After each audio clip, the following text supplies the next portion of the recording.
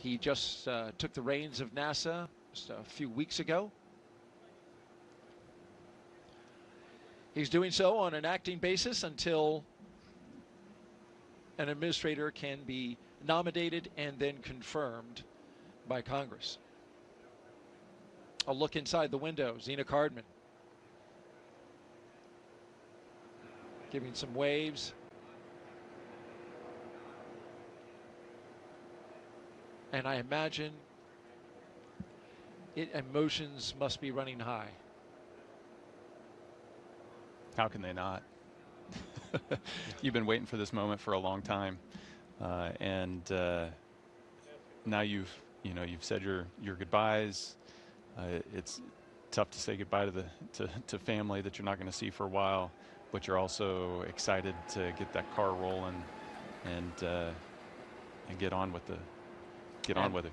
And indeed, they are off. Crew-11 on the road to launchpad 39A. The Teslas are rolling out from the Neil Armstrong building, escorted by security for the 20-minute drive. Lyoseals are removed and installation is complete. This is about 10 minutes behind schedule.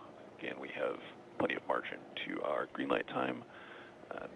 Team is making up time.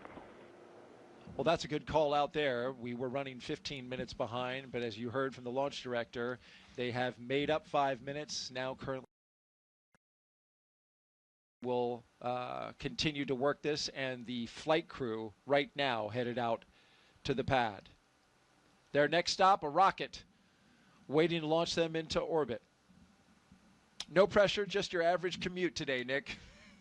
It's not your average commute. You get this police escort with helicopter support, and you get to run every red light and run every stop sign. Absolutely. It's a beautiful sight there. Of course, I say that just. This is a very special road trip from the astronaut crew quarters out to the launch pad, where they will join up with their spacecraft and rocket. We want to learn about this crew. We want to share their story in their own words. So let's hear from the commander of Crew-11, Zena Cardman, as she shares her path from field science to spaceflight. I think in a lot of ways, science and exploration is just innate to us as human beings. That's why toddlers ask so many why questions. It's just part of who we are.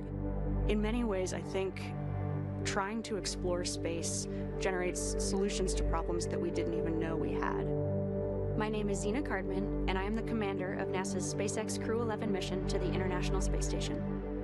I was born in Champaign-Urbana, Illinois, but grew up in Williamsburg, Virginia. I grew up almost like an only child. I have 2 older brothers, but the younger of the 2 actually went off to college when I was 5 years old. And so I learned to play in my backyard a lot, play with friends, use my imagination, and explore the natural world around me. I studied biology as an undergraduate student. This is largely because I had a really excellent high school biology teacher who inspired me to pursue research on my own, even as a high school student. But while I was at college, I also got to know microbiology. I got to know geosciences and chemistry. I wound up doing a lot of research in an oceanography marine sciences department and studying in remote locations like Antarctica. I also, while I was an undergraduate, became a creative writing minor, and I've always really valued that chance to study the creative side of my brain and explore our natural world through that side as well.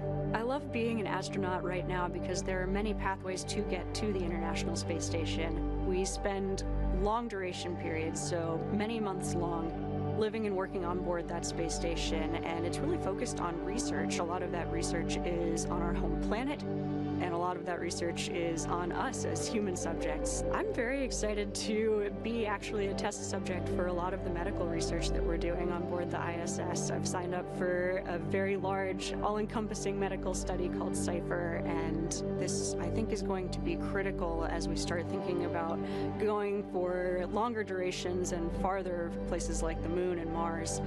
My role as commander is to bring out the best in my crewmates from the moment we start training till the moment we get back to Earth and then some.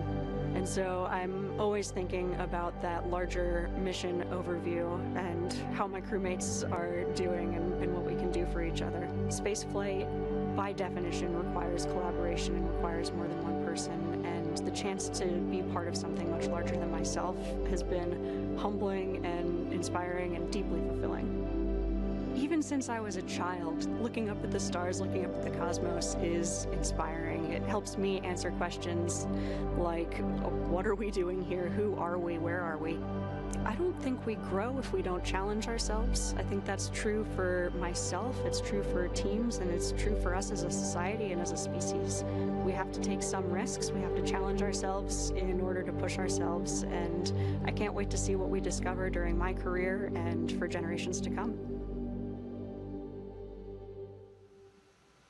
The very capable and talented Zena Cardman, the commander of Crew-11.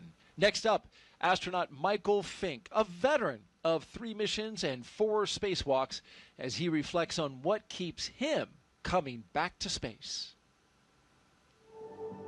Human beings, part of our nature, part of who we are, our identity is explorers. Because every time we explore, we improve our lives and our situations. It's just natural. My name is Mike Fincke, and I'm the pilot for NASA's SpaceX Crew-11 mission to the International Space Station. I grew up in Pittsburgh, Pennsylvania, home of the mighty Steelers, and it was a great time to grow up, lots of great educational opportunities, a time that was tough economically, but a place where we knew that dreams could come true.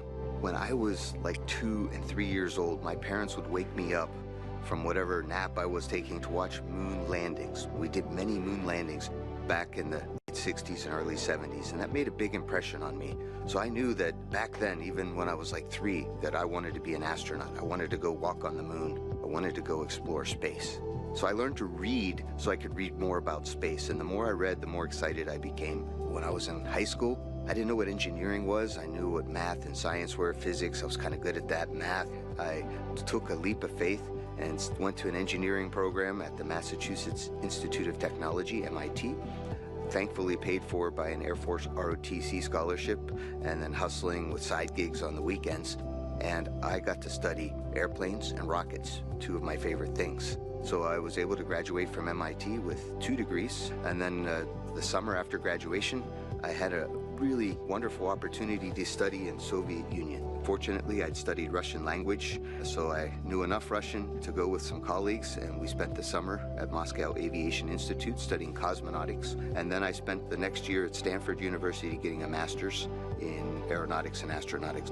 I love the space station. I helped build it. I helped the first modules get ready here on planet Earth, and have had the joy of living aboard the space station for 2 long-duration missions so far.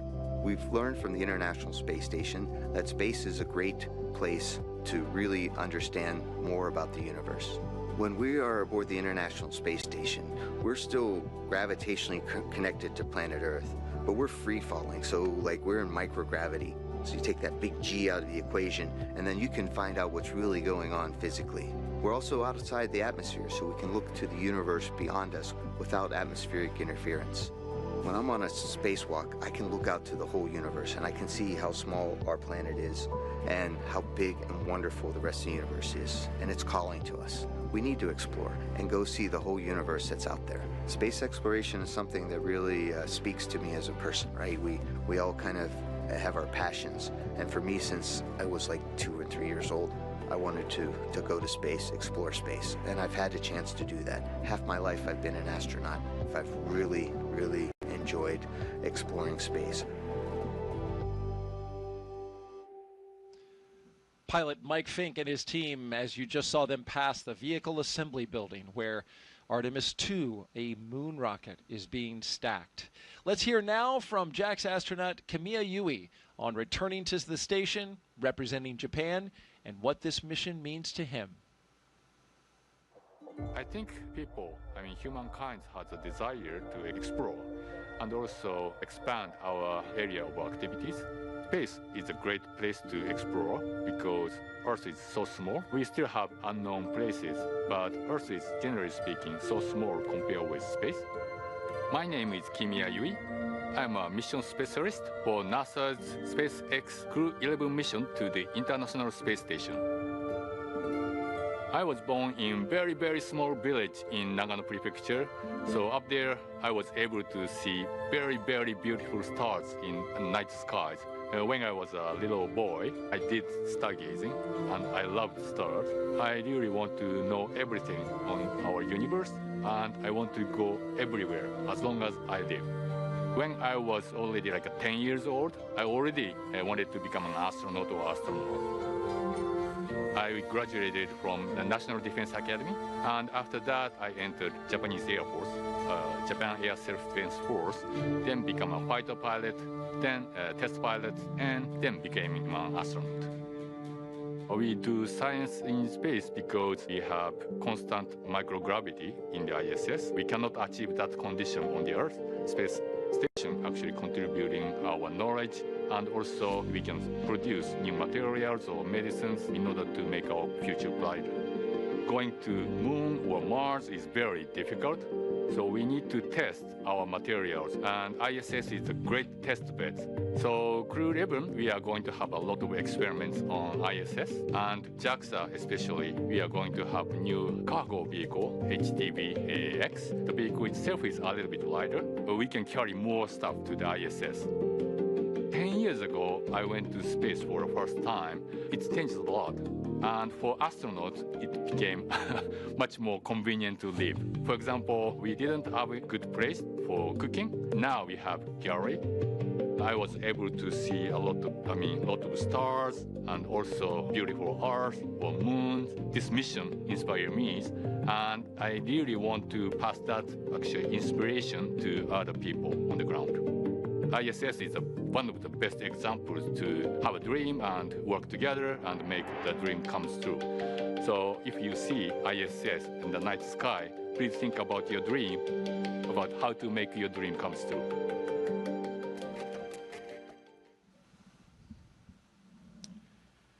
And finally, Roscosmos cosmonaut Oleg Platonov, sharing his thoughts as he prepares for his very first flight to space.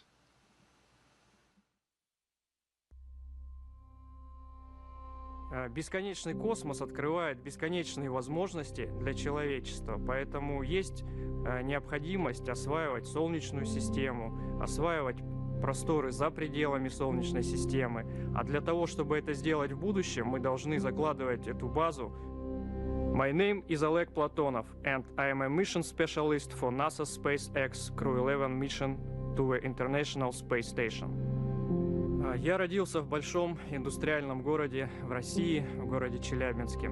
Это моя родина. Я занимался в патриотических кружках, связанных с авиацией и космонавтикой, поэтому уже в мое детство я задумывался о космосе. У меня много целей в этом полете. Прежде всего, я хочу полететь на мощной огромной ракете в космос, долететь до Международной космической станции, сесть возле большого иллюминатора на станции, посмотреть на нашу красавицу Землю, и это будет вдохновлять меня работать все лучше и лучше. Мы можем получать новые данные о нашей Земле, о Солнечной системе, о космических лучах, о нашей Вселенной, о жизни микроорганизмов в космосе, о здоровье человека, о получении новых лекарств, о путях улучшения конструктивных материалов и так внутренняя потребность человека исследовать все, что находится вокруг него. Хочется узнать все новое, новое и новое, расширяя горизонты своего знания, что границы открыты, что мы можем летать в космос, что мы можем лететь дальше, все дальше и дальше, за пределы нашей Земли, за пределы Солнечной системы. И это будет вдохновлять уже не только нас, но и следующие поколения.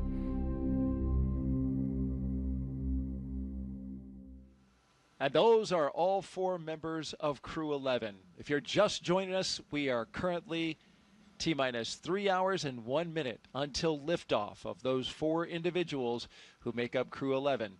Liftoff to the International Space Station. And this is their ride, a Falcon 9 rocket with a spacecraft called Endeavour sitting at the very top.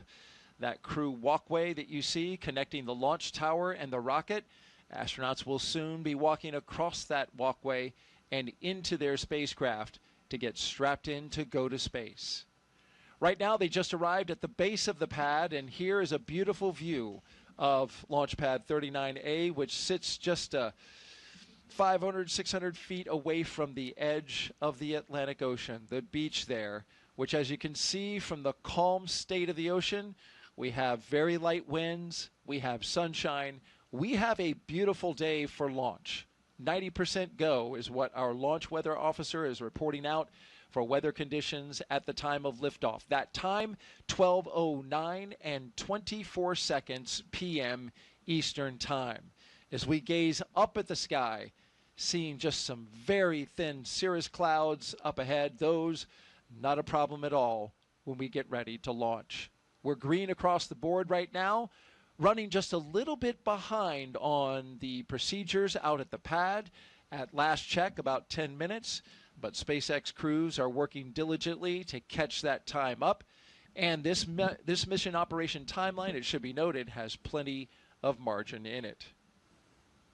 What you're about to see now is the astronauts walking up to their rocket to get a look at the 1.8 million pounds of thrust that can be generated by this machine as it takes them up into space.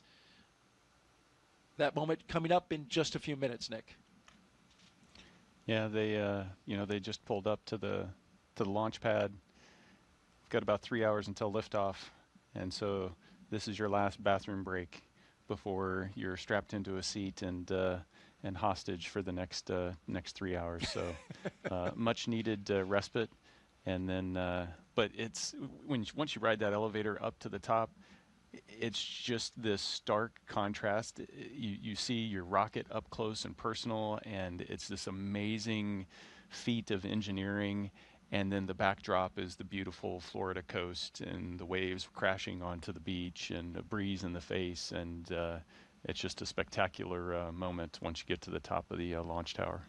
You painted quite a word picture there, and we are about to see what that looks like through the eyes of the astronauts as we document their journey up the launch tower, across the walkway, and into their capsule. In the meantime, we want to take some questions that we've been asking and getting and receiving from our audience that's watching around the world.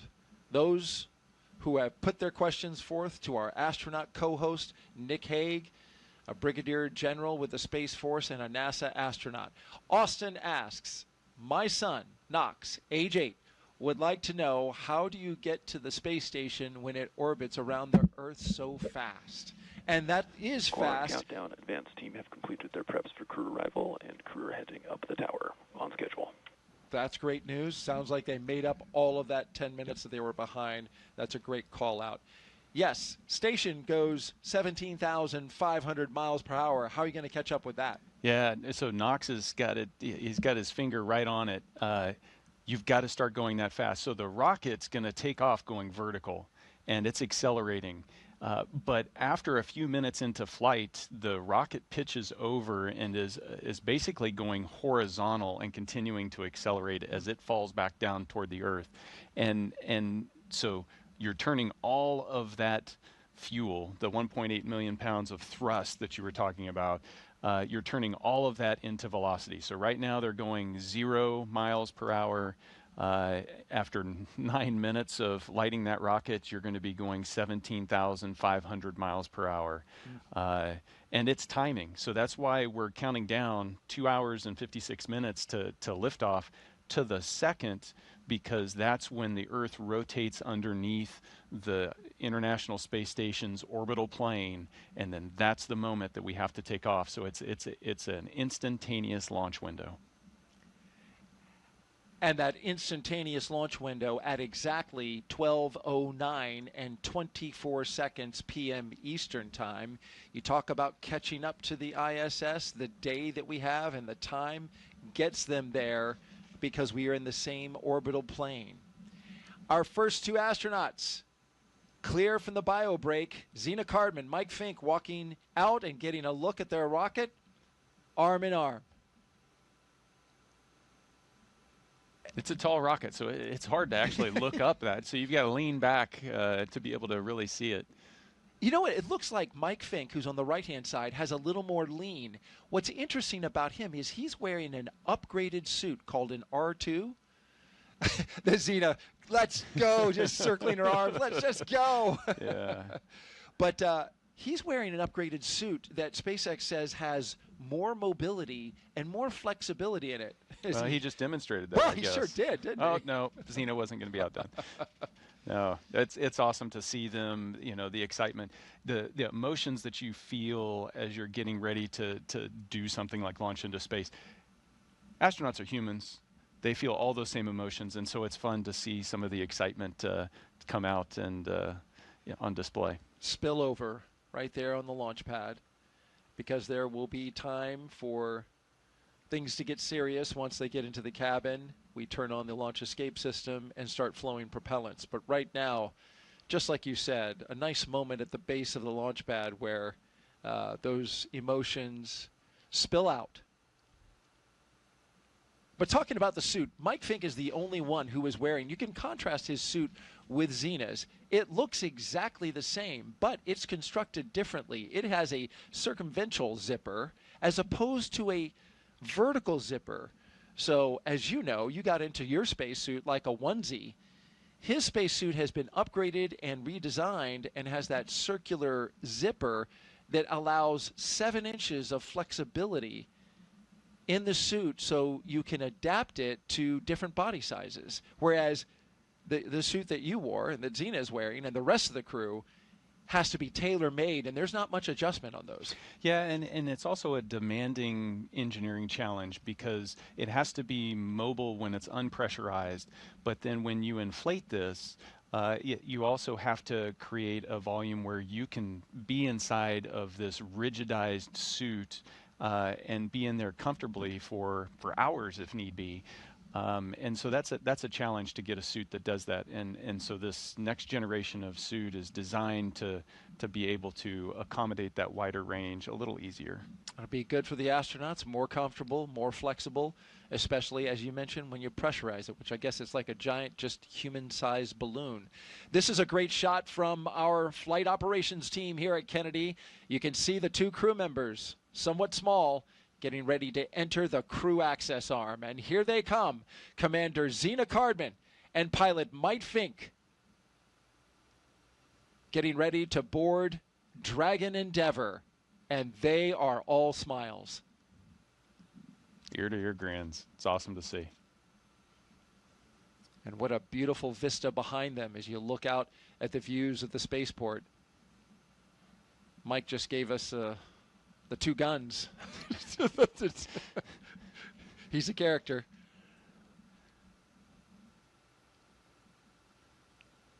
Now, before they get into the spacecraft, some important business at hand here, wanting to make sure that no FOD or foreign object debris goes into the spacecraft. So the 2 suit technicians and the closeout crew there, making sure that they take care of that, as well as this tradition right here, Nick. Yeah. Got to sign that wall. That means you're going. And so every crew that's launched off of, commercial Crew Dragon launched off of 39A has been able to sign around that NASA meatball. And it's little moments like that that connect you with the legacy of the program and make you feel connected in a way where you understand, hey, I'm taking the next step, and it's an important step. There's a lot of people that got me to the point where I can take this step, and hopefully there's a lot of people coming after me that are going to continue to take steps. Countdown. Crew are in the white room, and this is on schedule. You'll hear these audio call-outs from time to time from the crew operations and resource engineer with updates, and we'll pause to listen to them. Here are the 2 mission specialists now doing their rocket recline, looking up at their ride. I think they studied technique from Zena and Mike because they had it down. Seemed like kind of like a rock and roll kind of pose, didn't it?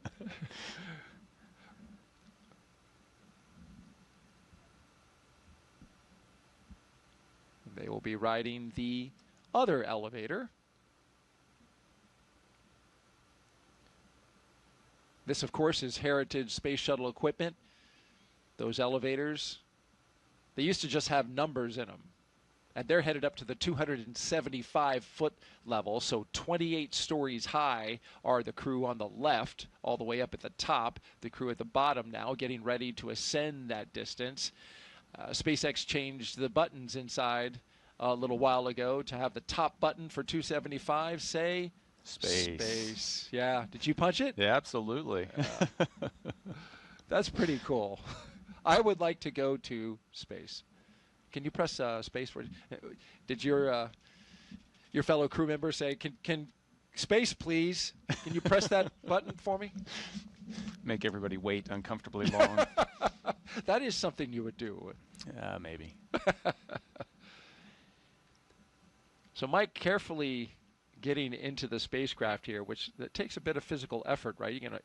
You don't want to touch that seal, because that is what protects you from the hostile environment of space.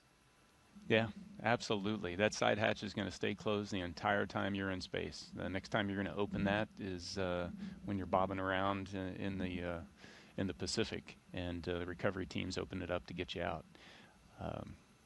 And of course, we're going to do leak checks on that here in a little bit, Absolutely. and it's important to be able to pass that. So you're hyper vigilant about hardware, and you mentioned that transition to seriousness as you're walking out that gantry. That's when you start to build and flip that switch in your mind of, okay, this is spaceflight hardware. This is the equipment that's going to keep me alive. You become that hyper vigilant person that you need to be.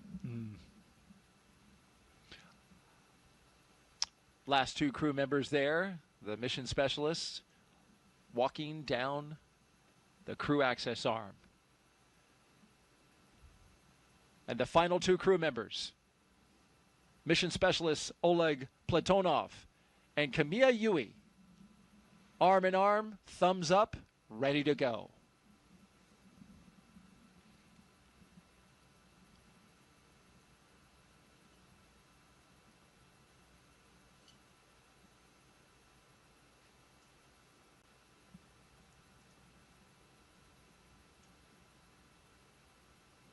Split screen there, looking outside and inside the White Room.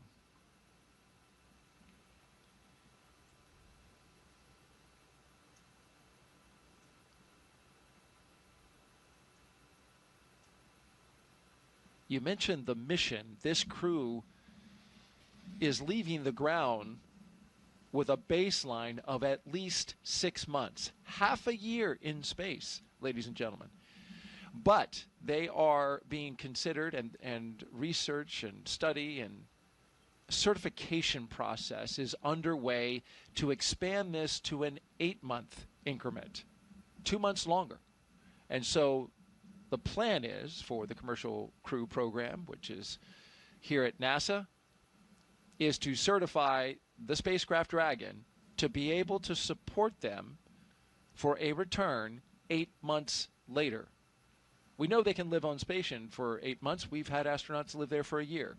But that is a long-duration space flight. And so the hope is that they certify them for 8 months and they can return 8 months later, hoping to get it by October. Yeah, it's a 6th flight of Endeavour, and there's a lot of things that need to be looked into. From a crew perspective, the mindset has to be, I'm going for 8 months. And then if it ends up not turning out that way, then that's I guess a pleasant surprise, or unfortunate, depending on your perspective at the moment, because every day in space is a gift. No, it'll be exciting for them. And like you said, we've had people up there. One of my crew members, Christina Cook, was up there a year. She launched with me on MS-12. So we know how to do it, and we know how to keep people healthy when they stay up there that long. It really comes down to expectations and expectation management with crew members as well as families, as well as the entire team that has to support this particular mission. because it's not just the crew and their families, but that entire support network is on call while they're on orbit. That's an interesting point to think about. I hadn't thought about just how that kind of puts the family, as you mentioned, on call as that entire time. They have the moments where they get to connect with you via video phone and high-speed connection, but as long as you're up there, they know that you're not here on Earth. You're in space, and you and your crew are being supported by this international laboratory, which has been doing it for 25 years come November 2nd. You're watching live launch coverage of NASA and SpaceX's Crew-11 launch to the International Space Station. I'm Daryl Nail, and I'm joined by NASA astronaut and Brigadier General Nick Hague. We've counted down about an hour and 20 minutes so far, and we're cruising to liftoff. T-minus 2 hours and 44 minutes. T0 is 12:09 p.m. Eastern Time. A look at the signatures on the wall inside the White Room. And I would love to see if we can make out my co-host's signature there. You Nick won't. Hague? You won't. No? I launched off Slick 40 over at Cape Canaveral Space Force Station. Indeed you did. Yeah, so there's two lonely signatures over there on Space Launch Complex 40 right now. That's right, and that was a late change, and my apologies for that, because you were initially supposed to launch off of 39A. Yes, it was. We were the first to launch off. We were actually the first humans to launch off of that launch complex. The certification process you mentioned, the certification process for extending the life of Endeavour. Same kind of thing happens for the ground station as the launch complexes, and they were able to get that process done in time to support us to be able to launch off there. So it was a thrill to be able to be a member of the Space Force and launch off of a Space Force launch complex. That's pretty cool. Yeah.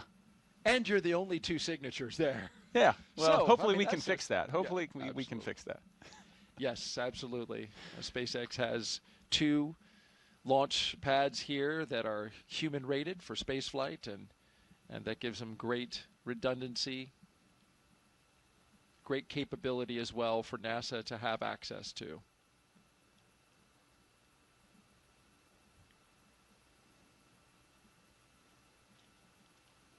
Right now, the teams are working in parallel. The crew members inside Dragon getting settled into their seats that they will ride up into space, while outside, the closeout crew handles the matter of making sure that the seal's integrity around the side hatch is maintained. And then once they get them all settled and finish up their work inside with the crew, they'll depart. You can see number 22 still inside. The support crew will come out of the capsule, and they'll shut that hatch that you see right there, that side hatch. As Nick mentioned, when that is shut and they've secured it, they will leak test it to make sure it can withstand the rigors of the harsh environments of space.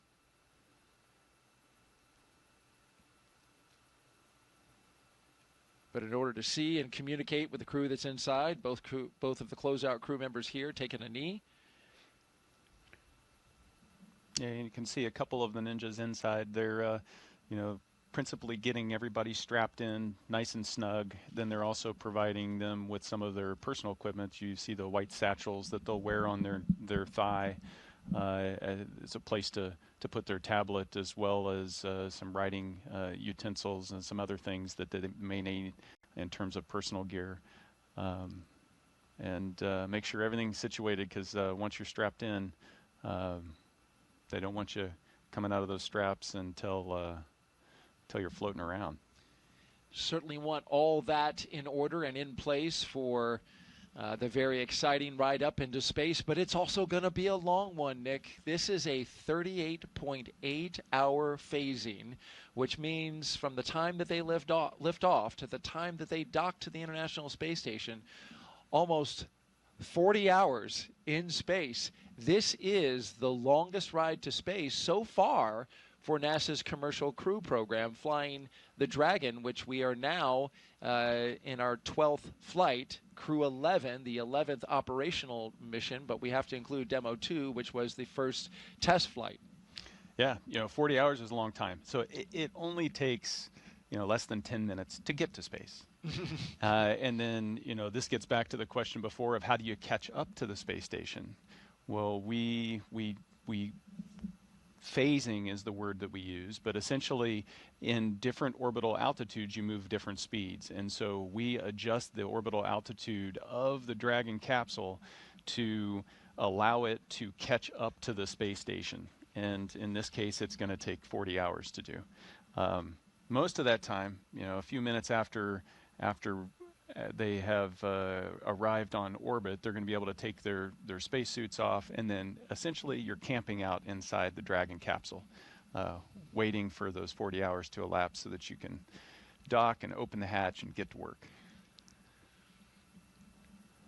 That's astronaut Nick Hague, commander of Crew-9, flew just a couple missions ago for NASA. Also flew... SpaceX Dragon, ready for com checks. SpaceX copies, we are configured, so seat 1, seat 2, seat 3, seat 4, com check. Seat 1, loud and clear. 2, loud and clear. 3, loud and clear. Seat 4, loud and clear. Core, loud and clear. Umbilical com check complete. Report when ready for seat rotation.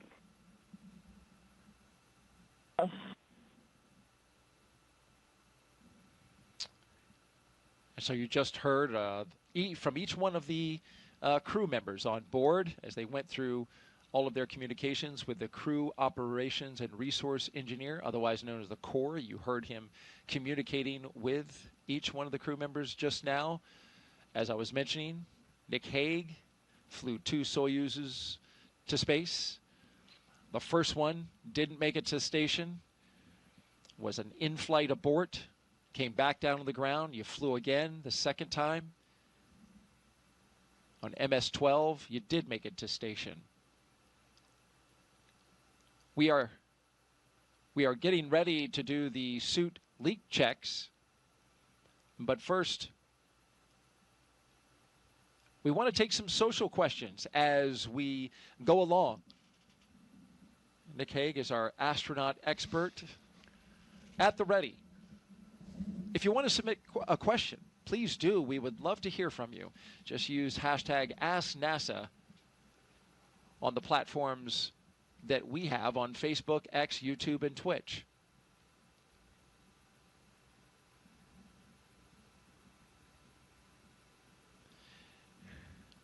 And we have a question in the lower right hand of your screen. Yes, Benny asks, what was the hardest part in becoming an astronaut?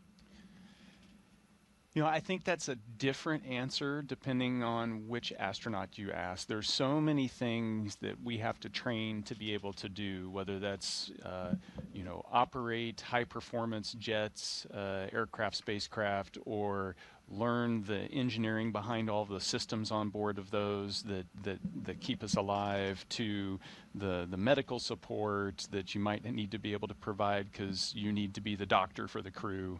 But I think for me, the single most challenging aspect was learning a second language at the age of 38.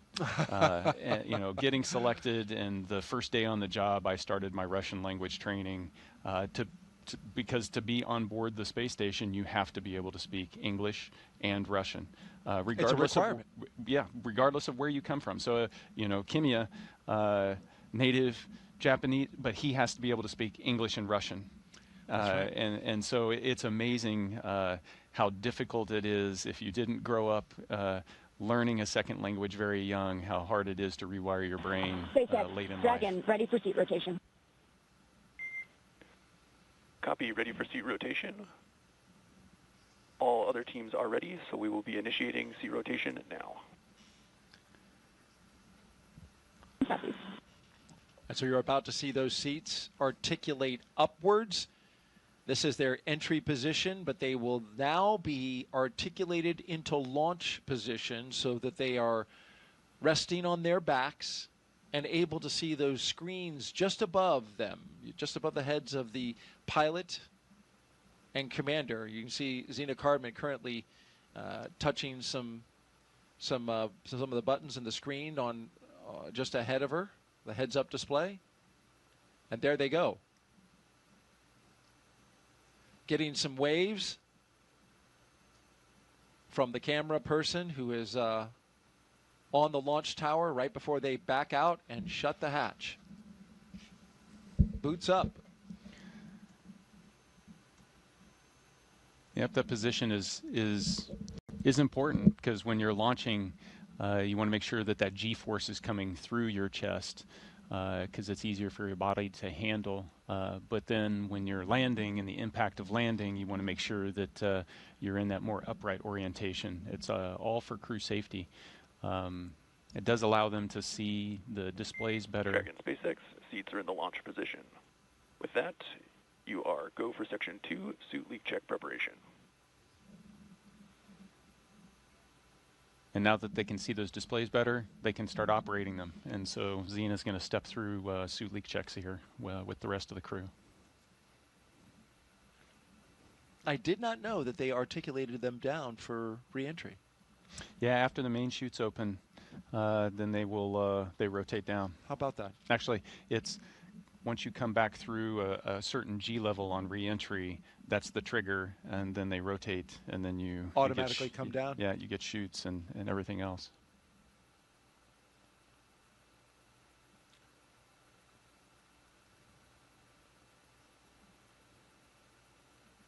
Now that we have Crew-11 seated inside of the spacecraft, we want to go back and hear the story of your first spaceflight, Nick, which was, to say the least, an adventurous one. One that did not end with you getting to the International Space Station, but rather an in-flight abort. This helps us underscore just how important safety is in this moment as the astronauts prepare. So here you are, a number of years ago, getting ready to launch for MS-10, giving a wave goodbye. Talk me through your first spaceflight. Yeah, you know, when I look at this picture, it almost snaps me straight back.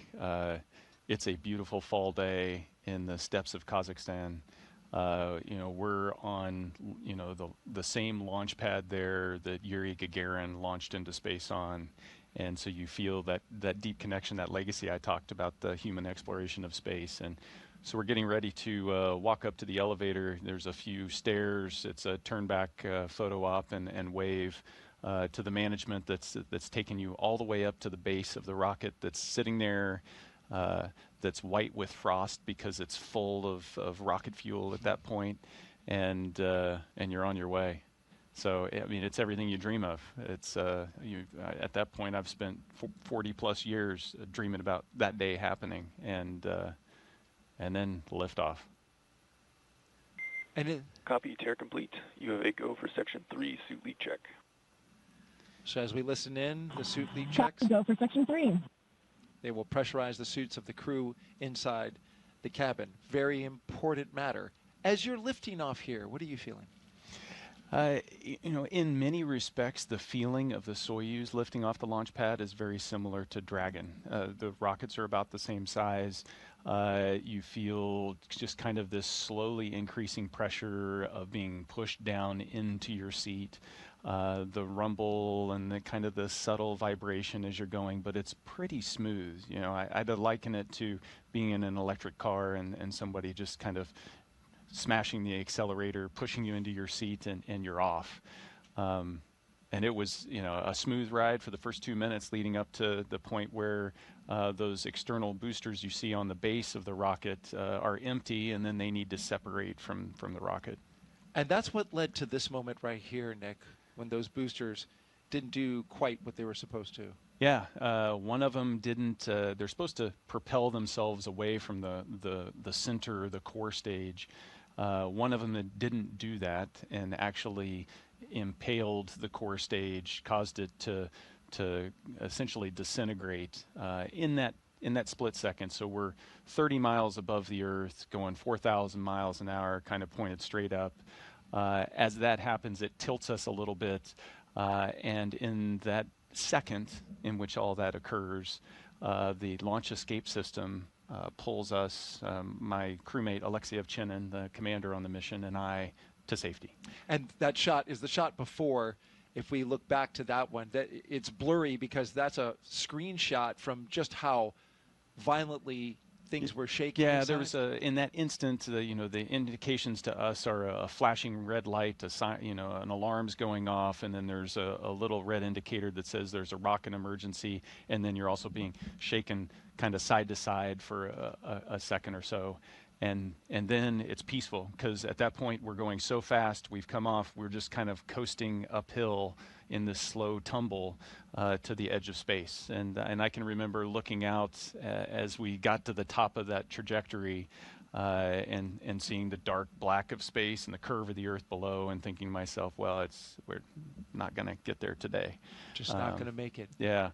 And so, in the moment, you have those little moments where the reality of the situation pops out. Now it's, it starts to set in, okay, what do I need to do to survive? And that's get back into the procedures. Right. And so that view we saw from looking up in the sky, your rocket is coming apart. You no longer can ride that into space. It's done. Now you're on the emergency systems. And you come down back to Earth. And that's you on the right, in the middle, right middle, hugging your wife. Yeah. And that looks like quite the deep embrace. Yeah, I mean, it's in the moment when you're responding, the training kicks in, you're able to compartmentalize all of the emotion of the situation. It's in the aftermath of that, that's less than 6 hours after we had launched, that we're back at the aerodrome there, and that's when the emotions, you're human, that's when it comes out. And Katie had witnessed all of that and gone through that roller coaster ride at the same time, along with my kids and my family that were all there, with less information than I had, because I was going through it. There was, probably 20 minutes where she didn't know what the outcome was. Dragon, we see the same. Closeout team will perform final closeout steps and then exit the capsule. You can proceed to Section 4, side hatch close, and report when ready to close hatch. And just a quick note. Copy is proceeding Section 4, Wilco.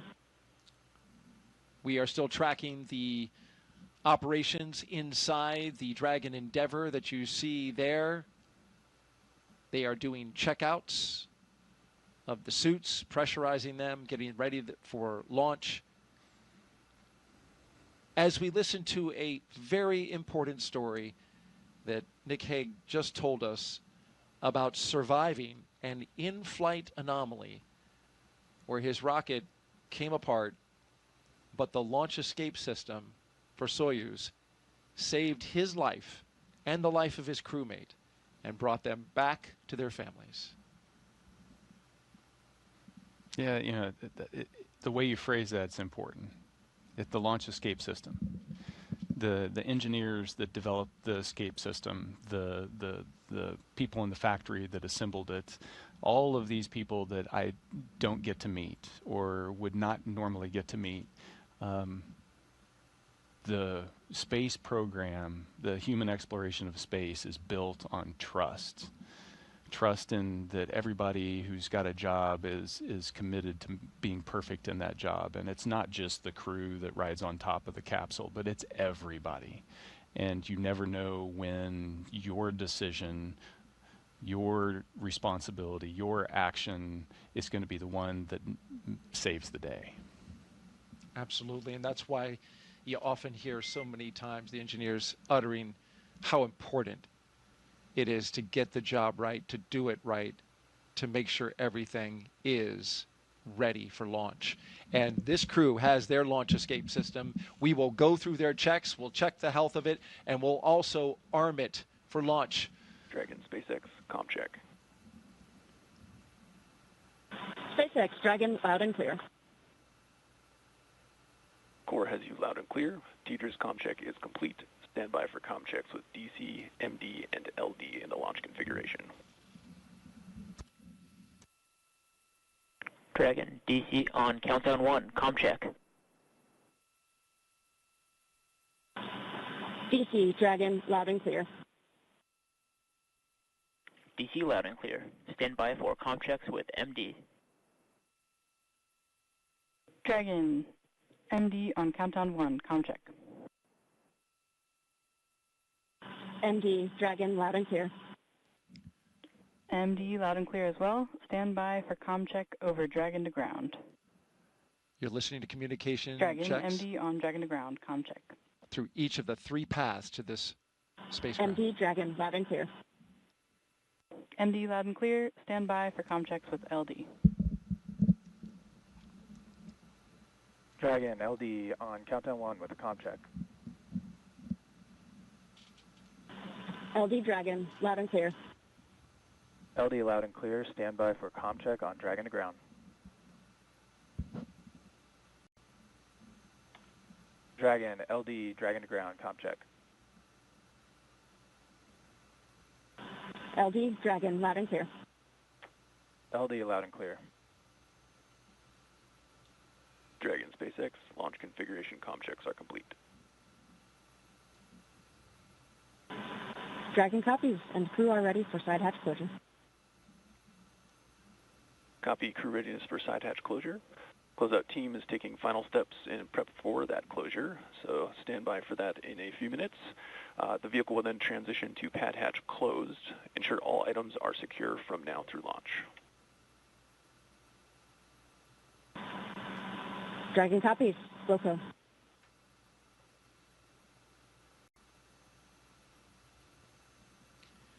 Those communication checks, Nick, were really important for each of the crew members to be able to speak to some very important members of the launch team. Yeah, absolutely. You know, so you've got the comm checks you've been hearing with Core, which is really the voice from the SpaceX control room to Dragon.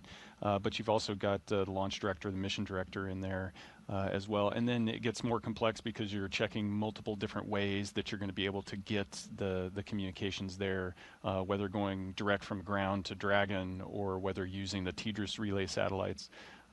So communications critical, being able to verbally talk, but then the other connection that you can't forget about is the telemetry and the vehicle communication down to the ground. Dragon is a highly autonomous vehicle and has a pretty close couple with mission control on the ground to be able to monitor all of that automation.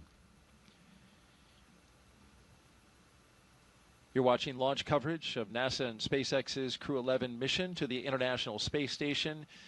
Nick Hague, our astronaut co-host today, walking you through the operations, just told a very powerful and moving story about his first launch, which ended with a flight abort, but brought him and his crew members safely to the ground, back to his family. He launched again on MS-12, but that story brought forth a question on social that we want to take now. We're taking your questions live and bringing them to Nick, who's answering them as we go. So Oscar asks, Nick, you're one of the very few people in history who have ever aborted in flight. How did it feel as it happened? Yeah.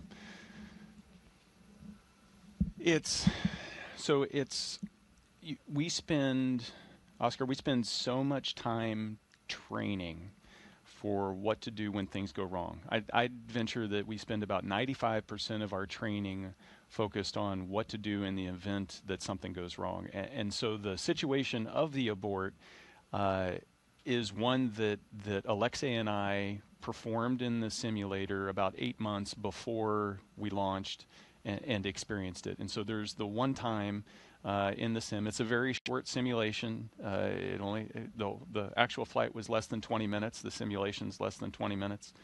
But we had run those procedures. And the sum total of all of that training is that you get very disciplined at running procedures because you know that those procedures are the things that are going to keep you safe when things don't go right.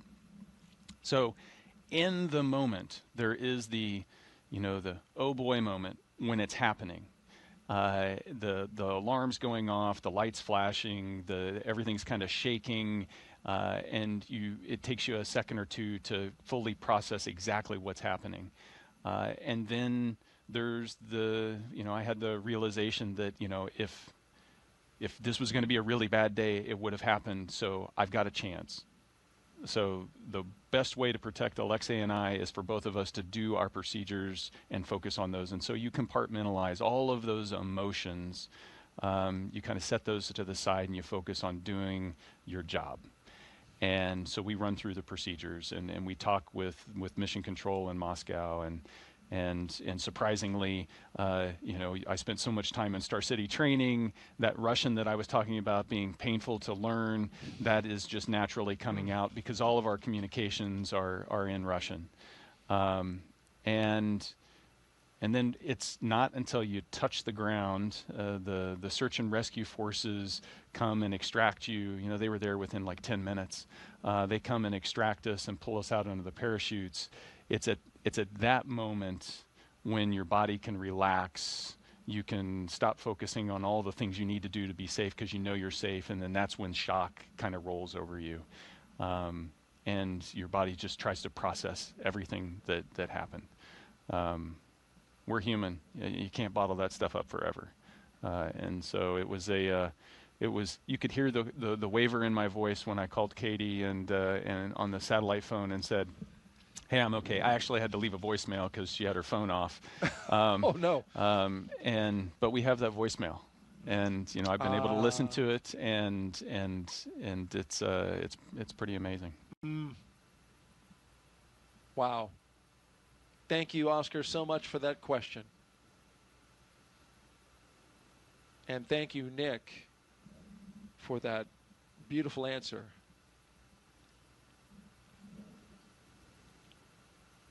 We are continuing to document Crew-11's steps through their mission operational timelines, getting ready for launch. You saw this closeout crew remove a protective cover around the seal. Now they are examining that seal and documenting, taking pictures of it, because once they shut that door, it needs to be as airtight as they can possibly get it, since you're going into the vacuum of space, and it needs to protect all 4 crew members inside.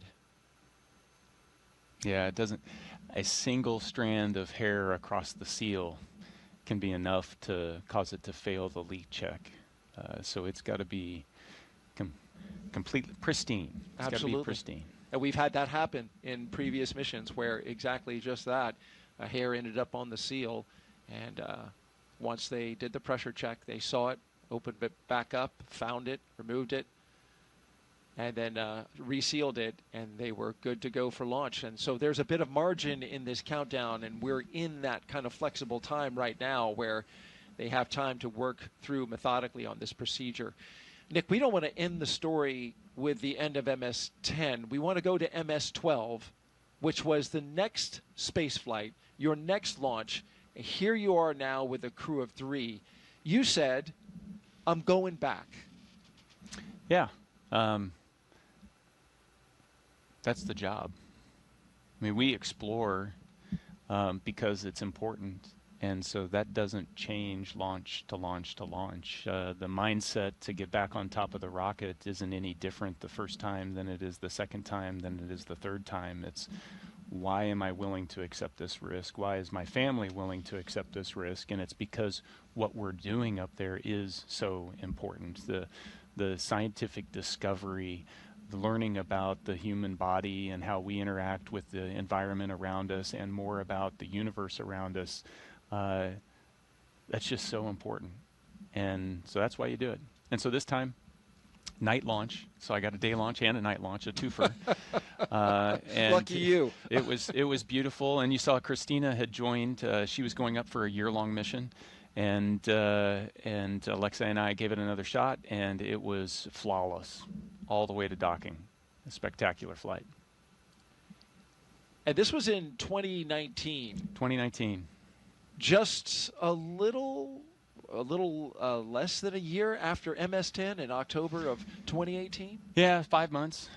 So we had the launch so we had our launch abort, and then 2 months later, MS-11 launched, and they had fixed the problem. They diagnosed what the problem was with the rocket, and then 5 months later, we were on board. It takes a lot to keep the station going. We've been doing it for 25 years, and so that drumbeat of rotations of crews has to keep going.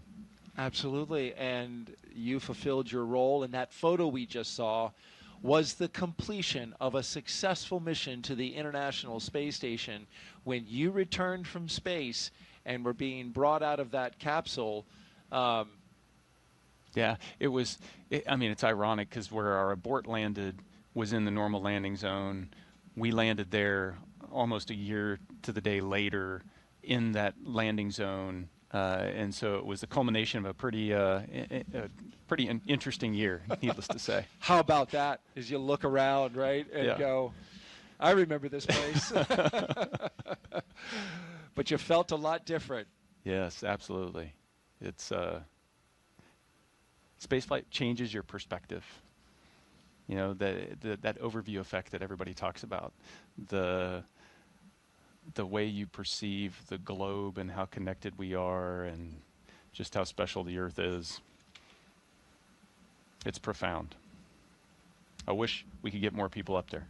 I hear this time and again from other astronauts that the more, we're almost up to 700 people now that have gone into space. I'd love that to be, 700,000 people. Even if it's for short periods of time. As a veteran that's done a suborbital flight as well as an orbital flight, yes, it's all good. Sure, many of our audience, I know I would love to go someday, and that's, of course, the aim of the Commercial Crew program, is to make space more accessible to more people. And so, finally, your most recent mission, 2024, in September of that year, not too long ago, you launched back into space on Crew-9. This, of course, launched from right here on the Space Coast, Launch Complex 40, as you mentioned, the first crewed mission from that pad. But there was only 2 of you. And we've talked about this. This was a crew of 2 for a special reason. You had an important mission for Crew-9. Yeah, the seat 1 and 4 there you can see are empty on the uphill portion, and that was to accommodate Butch and Sonny coming back home with Alex and I 6 months later. So we were launching on a normal rotational mission to the station and planning to do our 6-month long duration mission. And job 1, as soon as we opened that hatch, was integrating Butch and Sonny into the Crew-9 crew, and then continuing to do that research mission. There you are, lifting off. I got to say that the weather today is so much better than it was back then. We had a hurricane blow through a day or so before, and then there was a window and a little hole in the weather, and we shot through it. I think they've got a better weather today. There you are with your full crew of 4 on the way back home. Yeah, you can see Butch in the far field there. Sonny's just off the camera, close to us, and coming home.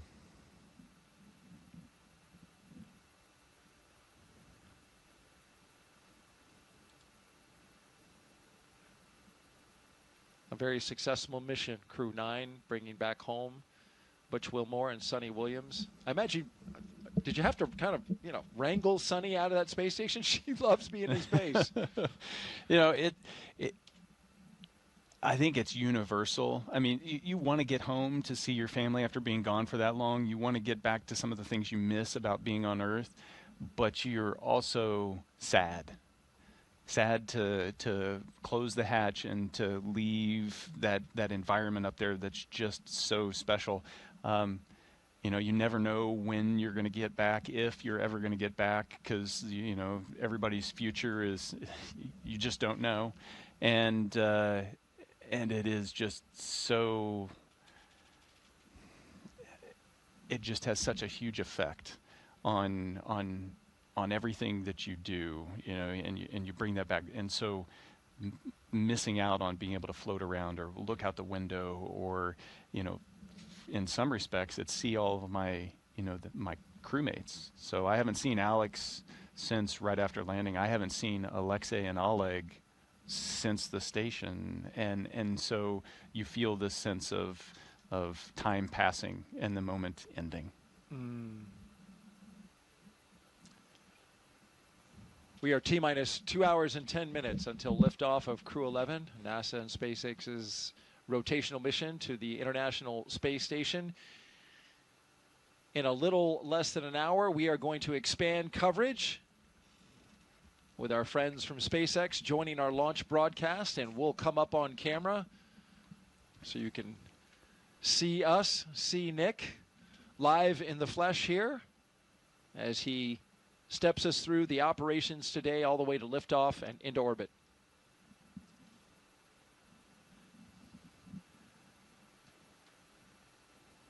A note about the weather. The launch team and the launch weather officer are discussing conditions both here and along the ascent corridor. Winds are forecast to be picking up around 14 knots and then peaking to 18 knots at launch time. So that is something that they're going to evaluate closely. The winds have to be within a certain range before they'll go forward with prop load, which of course is a very careful and delicate operation. It's automated for SpaceX, but when you start loading a rocket with propellant, a lot of care has to be given to external influences like the weather. Dragon SpaceX, we're commencing health check for launch escape system. You can expect a momentary flight computer state change, followed by transition back to pad hatch closed. Dragon copies. And so you mentioned the weather, and it gets right to the point that they're making here is the weather's got to be good so that we know that the launch escape system can be used, so we can arm that before we start loading that propellant. So at the moment where we start loading all this dangerous stuff onto the rocket, we make sure that the crew has got a way to get out of there in a heartbeat if they need to. And onshore winds may seem like, you know, not a big deal, but if you're coming down under a parachute on a capsule that's not supposed to land on land, you want to make sure that you don't drift onto the land. And so that's why they watch all of those conditions. Critically important, those winds. And so the teams will be evaluating this again just before prop load. Of course, this is a forecast that we see right now, but what actually happens to the winds in the moment that we're getting ready to launch or getting ready to arm the escape system, rather, and then load props could be different. So that's why we watch it in real time. Winds are notably fickle here at the spaceport because of what Nick just said. That sea breeze, it gets kicking up. You can see our flag out by the launch clock right now, starting to blow just a little bit.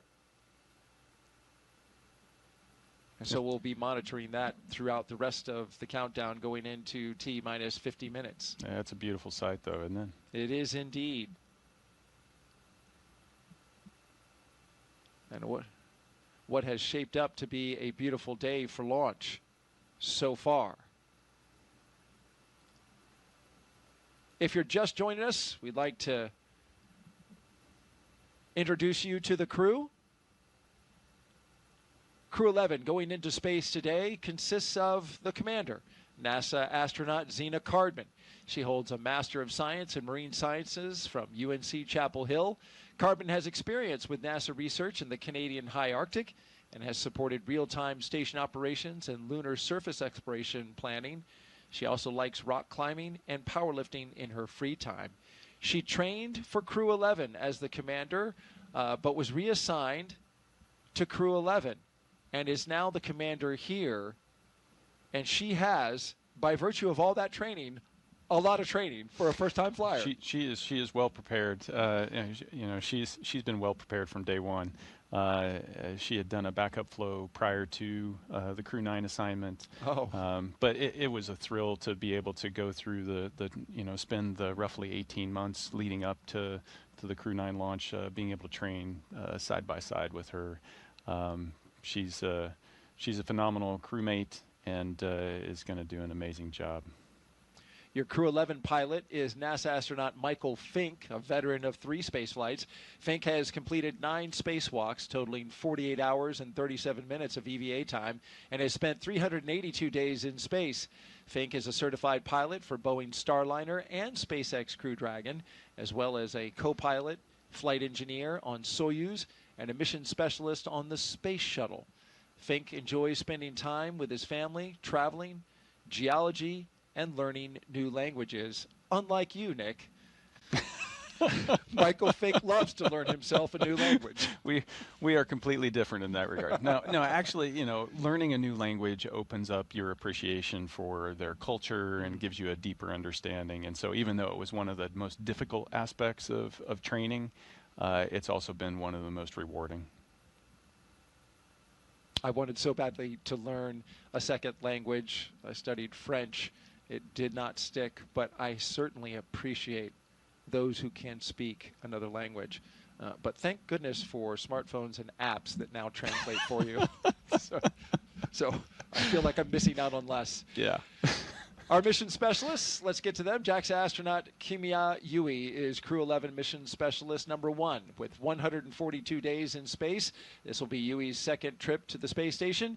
Yui flew as a flight engineer for Expedition 4445 and became the first Japanese astronaut to capture JAXA's H-2 transfer vehicle in November 2016. Yui was assigned as chief of the JAXA astronaut group. Yeah, and he had to learn English and Russian in order to fly to the station. So I guess this is the note that you need to give to all the kids that are listening. I want to grow up and be an astronaut. Probably the one thing you absolutely need to do is know 2 languages or more. Well, that takes me out. I said kids, Daryl. Okay. So you're saying there's still a chance? Mission specialist number 2 is Oleg Platonov. The Crew-11 mission specialist is Roscosmos Cosmonaut Oleg Platonov. This will be his first trip to the International Space Station. He graduated from the Krasnodar Higher Military Aviation School of Pilots with a degree in engineering and military rank of lieutenant. He is married with 1 child, and apparently is the comedian of the group. I think they all have a pretty good sense of humor. Yeah? Oh, yeah. And you see that expressed, even as they were just making their way out to the pad and up into the capsule. Lots of smiles, lots of laughter. We did see that as they were coming across the crew access arm earlier, as they made their way into the spacecraft. T-minus 2 hours and 3 minutes and counting until liftoff of Crew-11. It's a long wait. Now they're strapped in and there's not much to do. And so you have time to reflect and think about all those, I guarantee you they're thinking about the things they need to do, but they're also thinking about all the people that helped them get into that seat. The training teams, the ops teams, everybody that supported them along the way. Their families, their friends, the ones that have been the support network to get them to this day. As Crew-11 reflects, we want to reflect on their destination, the International Space Station, one of the most extraordinary labs ever built. Here's a closer look now at how science happening up there in their destination in low Earth orbit is improving life for all of us down here on Earth.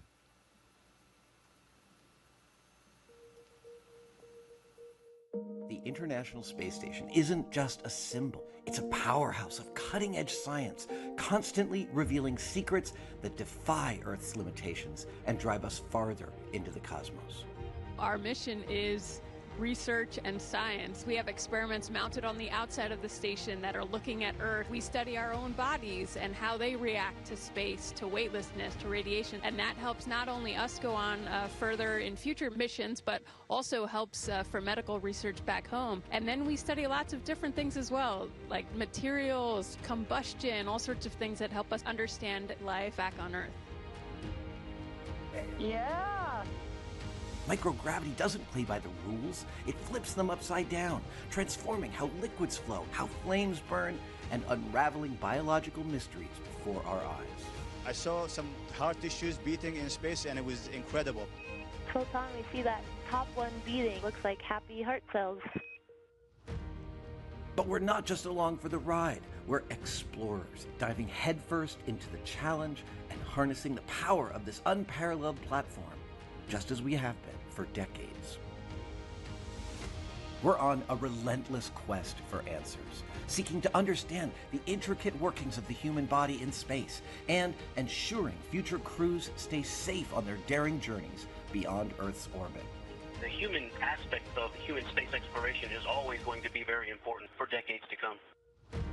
And when it comes to technology, we're not waiting around. We're discovering new ways to grow crops in harsh environments and engineering innovations to tackle Earth's greatest challenges.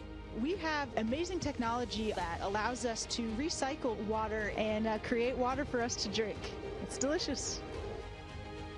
Microgravity isn't just a curiosity. It's a game changer in the fight against diseases back on Earth, paving the way for breakthroughs that benefit us all and enabling new economic opportunities in space. Welcome, Axiom 3 on board the International Space Station.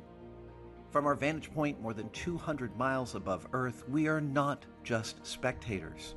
We're gaining unprecedented insights into the world we call home, and we're sharing our findings openly. We're not just achieving results today. We're sparking inspiration in future generations of explorers and embracing the power of global collaboration as we reach for the stars. What was your favorite experiment on the International Space Station? Toby, great question. My favorite experiment was the one that I got to eat. It was us growing hatch chili peppers in our plant habitat. Station Huntsville on 2, we have video in Node 1. Look at those chili peppers.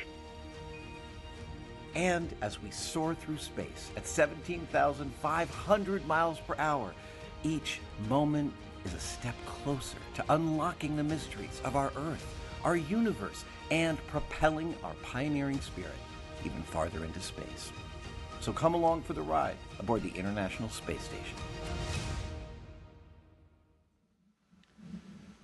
Nick, you spent more than a year cumulatively of time on that International Space Station. When you think back to the things that you work on, what comes to your mind as some of your favorite stuff? Yeah, there's such a variety up there. Growing stem cells, doing gene editing, working with materials, trying to extrude fiber optics or 3D printing metal or organic tissue, trying to print organs, growing lots of different types of food, whether it's tomatoes or algae or lettuce. It's so fun to be in the middle of all of that, and it's hard to pick a favorite out of all of that.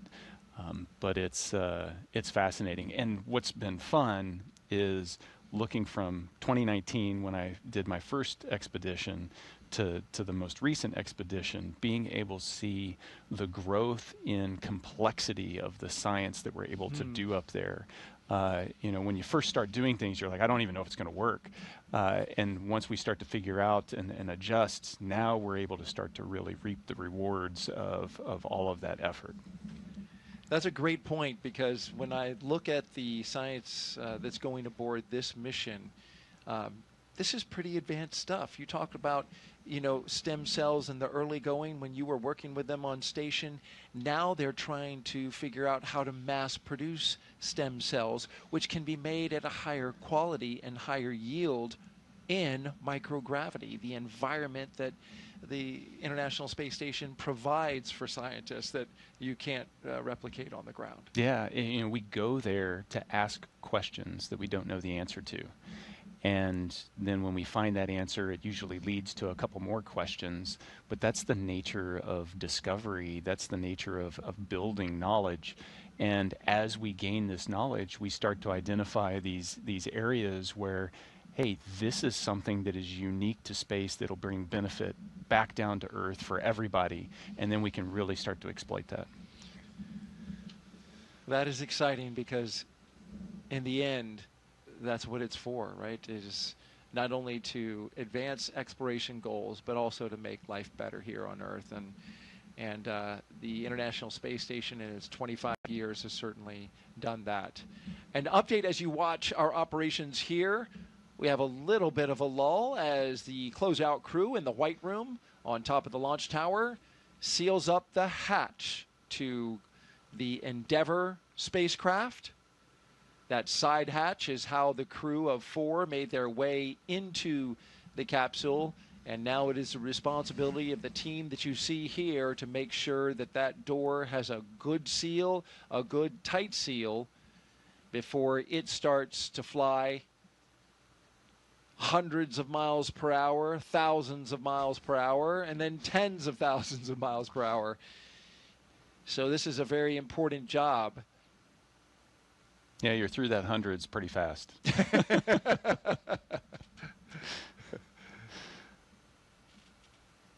What's the ride like on the Dragon specifically at liftoff? It's smooth. Yeah. Yeah, it feels so smooth. Liquid propellant? Yeah, you know, so you don't, like, I never got a chance to fly on the shuttle. But the shuttle was rough because of the solid rocket boosters. That's what everybody said. You don't have that, and the thrust level is a little slower here, so it also doesn't like throw you off the pad. It's a slow acceleration, but it's a constant increase in that acceleration that just keeps going until you get to, you know, kind of the end of first stage. It's just super smooth. And then when the first stage is done, it separates, and then there's 5 seconds or so before you light the second stage engine per stage, and so you're weightless. And that was completely different than Soyuz, because Soyuz hot stages, and so you never have that period of weightlessness. And so you spend 5 seconds and you're like, okay, we're weightless. I'm ready for it to light. I want to make sure we get there, and then it continues on. And so it's a smooth ride all the way up. The second stage is a kicker, though, isn't it? It all starts slow. So the G ramps starts up? and then it slowly ramps up. So there's not too many jarring moments flying on a Dragon.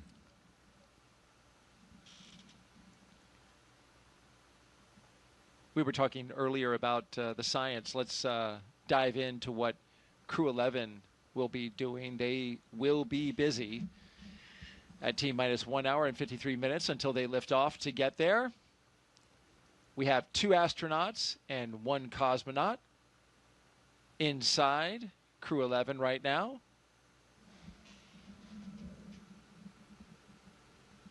Inside of Dragon Endeavour, I should say, on top of a Falcon 9 rocket from launchpad 39A here at the Kennedy Space Center in Florida. This crew, of course, as you see them right here, headed to the International Space Station to help maintain this very special orbiting lab. Once on board the International Space Station, Crew-11 will become members of Expedition 7374. They will conduct research to develop the production of nutrients in space, such as vitamins. They will also evaluate mass-producing human-induced pluripotent stem cells, or iPSCs, to develop cell-based therapies for diseases such as cancer, as well as a possible alternative to antibiotics. Crew-11 will test using phage therapy to treat bacterial infections.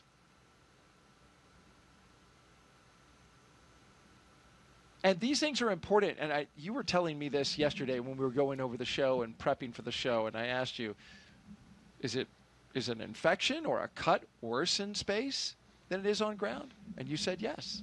Yeah, you know, our immune systems are suppressed. They don't operate as efficiently in space as they do on the ground. You know, and one of the experiments that I was a subject for up there, and it's an ongoing experiment, is looking at the immune system and just trying to figure out why does it get suppressed like that. But yeah, if you cut yourself and it gets infected up there, it takes longer to heal. So don't cut yourself when you're in space. I just wrote that down as my notes for when I It's a fly tip. one day. Yes. Pro tip. Pro tip. Yeah, and if you do, and you were explaining yesterday, if you do cut yourself, it's not like, you know, the blood goes out into space. It holds to your finger because of surface tension. Right? Yeah, it does. Water does amazing things up there. Just weird stuff. If you get water, you know, it floats in, and we see all these videos where it's floating as a bubble inside, you know, in front of them. But if you put your finger into that, it just kind of adheres to the surface of your hand and kind of crawls all up and up your arm, and then it'll stop, and then it becomes body temperature, and then you can't even tell there's water on your hand because there's no motion associated with it because it's just stuck in that one spot. It doesn't exert any weight on your skin. It's the same temperature, so you just don't even know it. And so you'll have water globs on you and just not notice until something gets wet. Or somebody smells you if it's sweat. That's true. That's true. It's polite to just hand them a towel. Team. All right, we're coming up on T-minus 1 hour and 50 minutes. So far, a smooth countdown. We saw Crew-11 at T-minus 4 hours get suited up. They left the astronaut crew quarters about 20 minutes away from here, got into their Teslas, rode out to the pad after saying goodbye to their family members. Under security escort, drove by the vehicle assembly building on the way, which is housing currently a moon rocket scheduled for launch of that crew, a test flight around the moon in early next year. And then they made it to this launch pad 39A, where in a little under 2 hours they will lift off bound for the International Space Station with an instantaneous window of 12:09 and 24 seconds p.m. Eastern Time. We're keeping an eye on the weather. Locally, showing a lot of promise as it's a sunny day, a very hot July day here in Florida, as they typically are this time of year. But the winds have kicked up just a bit. You can see that in the texture on the Atlantic Ocean there.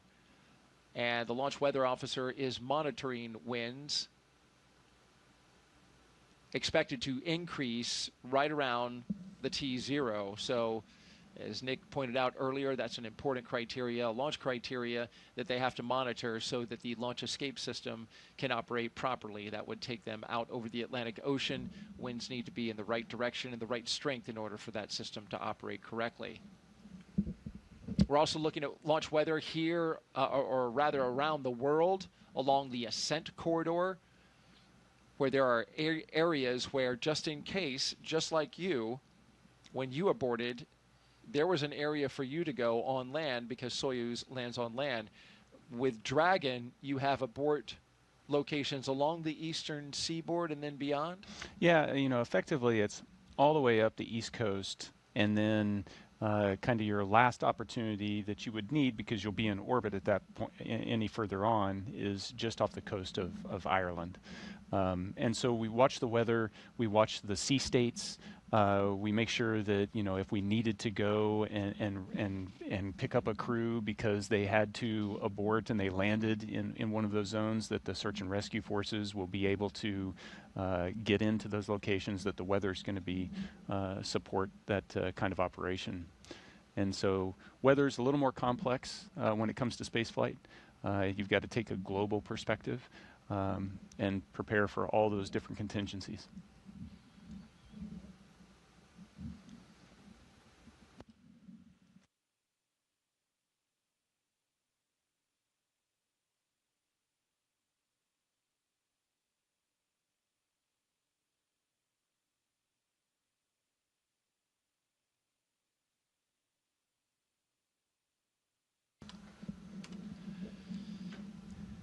We've got the split screen there with Crew-11 on the inside. That camera with a prominent shot of pilot Mike Fincke's knees, dead center. But the rest of the crew is also there. To Mike Fincke's, to screen left is mission specialist Oleg Platonov. To Fincke's left, to our right, moving right to the two positions, would be our commander, Zena Cardman. And to the far, far right, next to the window, is Kimiya Yui. There's a lot of rights and lefts there, Daryl. Yeah. We need some on-screen graphics to make it. Yes, I think you're right about that. And so after you're done here today, we will be drafting you into our production team. Oh, okay, great. Nick. We could use the help. No, we've got a great team that does a great job, but I do appreciate that. You can make out below the crew cargo. Ah, yes. Yeah, so there's cargo supplies for them, but there's also science that they bring up as well as survival equipment. So there's 3 pallets that are below those 4 seats that are chock full of gear. And the red one is like, that's like first aid kit, possibly? Your red one is the life raft. Life raft, okay. Yeah. So we showed a clip of that in the NBL at the very beginning, where you throw that out and there's a bottle. As you throw it, the rope will extract and then eventually pulls on a bottle that inflates it, and that's what they were crawling inside of in the NBL for training. It also looked like they had water wings. Personal flotation devices, yes. They look like water wings to me, Nick. Yes. We train for that kind of thing, so it's a standard you have to meet to be able to, all of you, go from this configuration they're in right now to put on the personal flotation device and get out of the capsule in 90 seconds.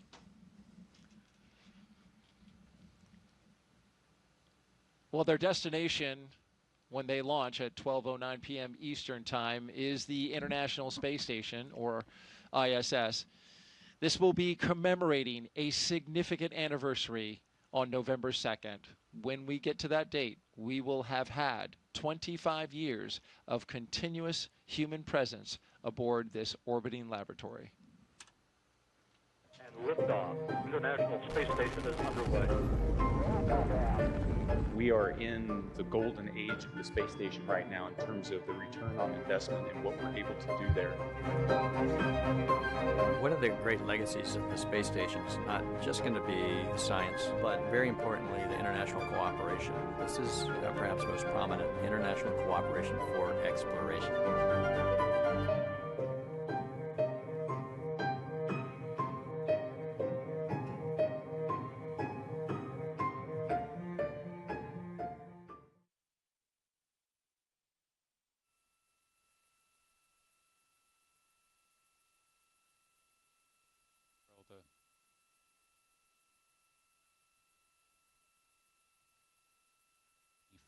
Years, every roughly 6 months or so, a crew doing a rotational mission with a handover, and it's been a thrill to be a part of those rotational missions.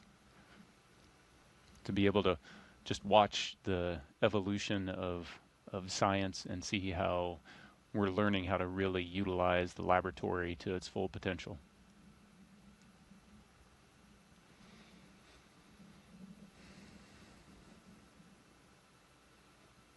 I don't know where those clouds came from. They need to blow away.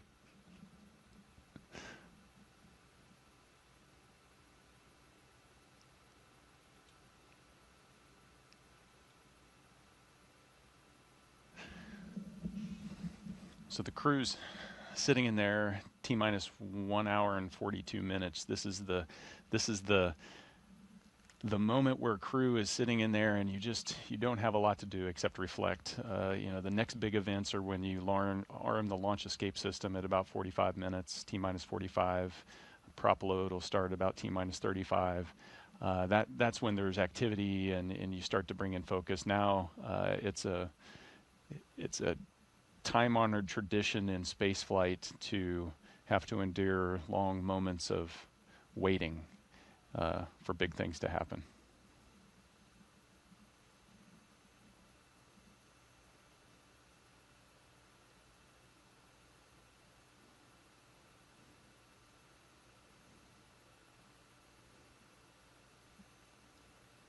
That's a better view. I don't see the clouds.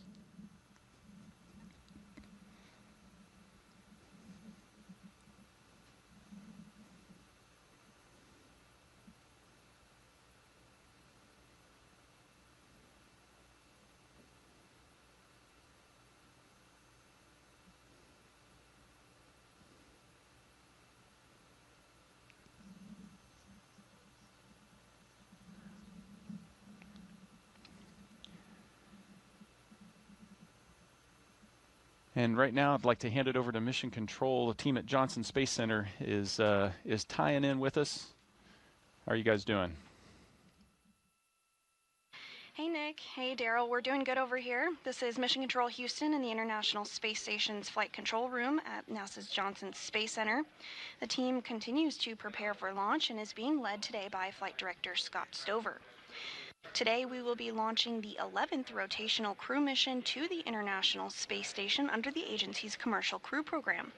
Following Crew-11's arrival, the space station will have a total of 11 crew members represented by 3 different agencies aboard for just a few days. Once on board, Crew-11 will go over a brief handover period and procedures with the off-going Crew-10, including a safety briefing and orientation, and then the new crew will jump right in to help advance scientific knowledge and demonstrate new technologies. After a few days of handover activities, the members of Crew-10 will prepare for their undocking and return to Earth. Direct handovers between crews allow for continuity of the activities and helps to ensure a continuous U.S. presence on the space station, which is about to celebrate 25 years of continuous presence in November. Ahead of Crew-10's return, JAXA astronaut Takuya Onishi will turn over command of the space station to Roscosmos cosmonaut Sergei Ryzhikov. The space station is currently in Expedition 73, and in the fall, NASA astronaut Chris Williams and Roscosmos cosmonaut Sergei Kudzverchkin and Sergei Mikhailov will join the on-orbit crew. Shortly after the departure of the Soyuz MS-27 with NASA astronaut Johnny Kim coming home will mark the commencement of Expedition 74, which will be led by the new commander, Mike Fincke. All of this, of course, coming up after today's launch. We continue with the countdown, and with under 2 hours before launch, we'll send it back over to the Kennedy Space Center. Daryl and Nick?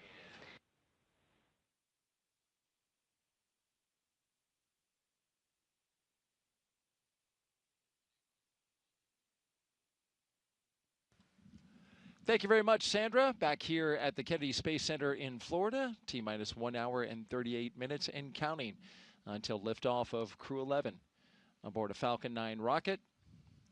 The spacecraft Endeavour, the flight leader currently in the fleet of Dragon spacecraft. It is a lovely day here in Florida.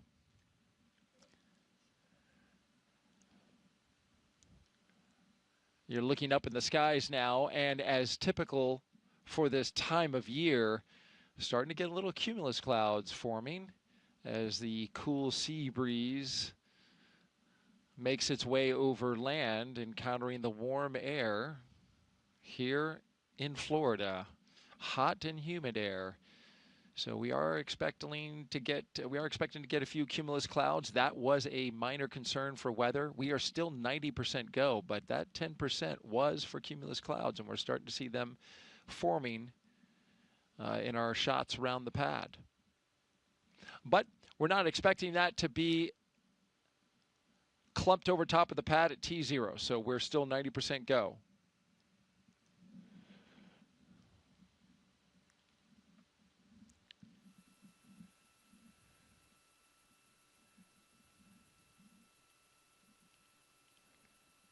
One of the first things Crew-11 did, they came together as a team and they designed this patch that you see here. This is a tradition for all spaceflight missions, human spaceflight missions, and science missions. You design a mission patch. And this is the one for Crew-11. The colors of this patch, celebrating the 3 nations they represent. And the 3 stars that you see there, the ones with a starburst, They honor their space agencies working together, the three of them, NASA, Roscosmos, and JAXA. The two sunbeams that you see coming from the upper right shining down, well, they make the number 11, shining on a tiny blue dot, our home on Earth.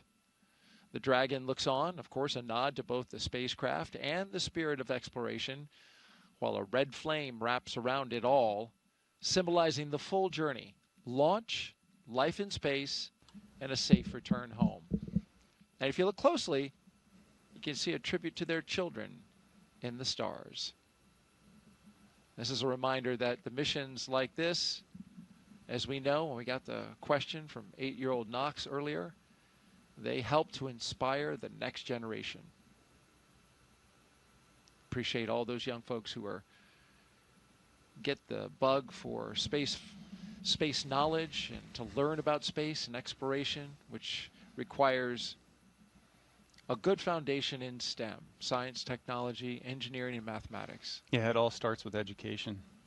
I think kids grow up, children grow up inherently curious. I mean, we've been there and we've asked why, and we've all been in the position where we've had, someone sit there and just continue to ask why. That's really what we're doing on the station with all of our research, all of our exploration. We're asking the question why in a bunch of different ways and trying to find the answers. That we're just wired that way. Mm. It is so true. And speaking of kids, kids are on the mind of some of our crew members. Talking about Oleg Platonov.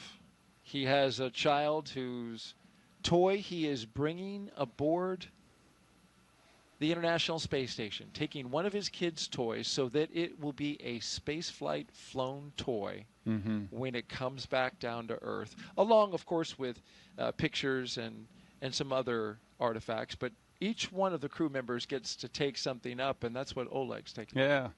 So I hope it's not his kid's favorite toy. Yeah, because he's going to be without it for a while. No, but that might cause more of a problem on Earth. But it's something absolutely that Oleg's child's going to just cherish the rest of his life, and having the opportunity to bring up little things to be able to give as mementos to friends and family is huge. Oleg's fellow mission specialist, Kimiya Yui, well, he's bringing a lot of pictures of family, friends, and colleagues. And one of the pictures he's going to take up, he's going to then give back to the people who gave him the photo. So that's a touching thing. We talked earlier in the show about what Mike Fincke is bringing up. He's bringing up a gamasa from the state of Assam. He, of course, said in a press conference recently, he's been married 25 and a half years. To a wife, his wife of Indian origin, and the gamasa is a silk scarf that carries with it the blessings for his trip to the ISS from her side of the family, and he's taken one not only on this mission, but he's taken that gamasa on all 3 of his previous missions as well. Yeah, good luck charm. I'd stick with it. It's working well for him. That's right. Whatever you took on your first flight, I hope you put somewhere, buried somewhere. No, just kidding. So I used the same 0G indicator on all 3 flights. Did you? Yeah. You're not. You're like, no, I'm not buying any of this luck stuff. You're like, I'm gonna stick with what works. I trust the people behind it. That's a great answer. And then, of course, finally, Zena, our commander, she's of course taking, like the rest, photographs of family and friends. But because of her previous assignment to Crew-9, the mission that you ended up commanding, her stuff went up early. And one of the things that she mentioned that she is taking up and shared with the public was that she has some cards that were written by her late father that she included in Crew-9, but now we're coming up on anniversaries in a certain amount of time that he has not been with her. And she gets to now see those cards again when she arrives at the International Space Station. Yeah, it's truly touching, and you know, it was one of those things. Once Alex and I got to the station, being able to make sure that we got that stuff set aside and ready for her, knowing that she was going to come in trail, and no, it's going to be a special moment for her. That's right. You actually had her stuff put into place. Yeah, packaged it all up. Yep, Yeah. yep. She may even have a birthday gift up there waiting for her. Who knows? Well, well, well, well. Teaser. What is it? Nice try. Well, it'll be up to her on whether she shares it or not, but we'll stay tuned. We will stay tuned. Yeah, but you know, those things show you that it is a very human endeavor. We're not just launching satellites into space. There's this exploration aspect, but there's this layer of humanity over the top of it that's so important, and all of these little gestures just bring that to light. We are currently 1 hour and 30 minutes until liftoff of Dragon, flying Crew-11 to the International Space Station. There you see Endeavour, the capsule at the very top. 6th flight today for that capsule. The number of historic flights that it has under its belt, beginning with Demo 2, and then going on to Crew 2, Axiom 1, Crew 6, Crew 8. Long history with CCP, the Commercial Crew Program, which has a fond place in the hearts of the folks who work for CCP for this spacecraft. Spent a lot of time reviewing data and examining it, getting it ready for each flight that it flew for NASA. It's a workhorse. It is, and as you know, spaceflight is hard on equipment. So those checks and examination of the data and looking over the critical systems is an important part of making sure that that capsule can continue on. It's currently at its 6th flight, but these spacecraft were only certified for 5. CCP did a recertification, moving it up to 6 flights. Ultimately, SpaceX would like to fly these capsules 15 times. And they say that they have systems that are ready for 15 times reuse. Commercial Crew Program is currently reviewing and looking over the data to determine how much more of the systems need to be reviewed in order to certify it for those additional flights. But that's exactly it. That's the goal here, is to make these spacecraft and rockets reusable, bringing down substantially the cost of spaceflight. Yeah, and hopefully opening space up to so many more.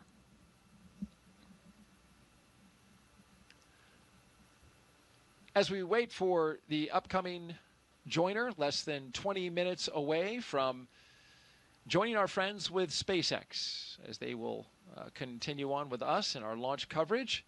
We'll have everybody up on camera. We'll turn our cameras on. They'll turn theirs on, and we'll get to see everybody from our locations around the United States, both here in Florida and Texas and California. Let's talk a little bit more about the science, in particular what Crew-11 is going to be working on. One of the questions they're facing is, how do you grow vitamins in space, or even use viruses to help fight bacteria on a spacecraft? Well, for the past year and a half, Crew-11 has been training to support cutting-edge research like this aboard the International Space Station. First up, Bionutrients 3. The study is looking at how to make essential vitamins and nutrients in space so astronauts can stay healthy on long missions.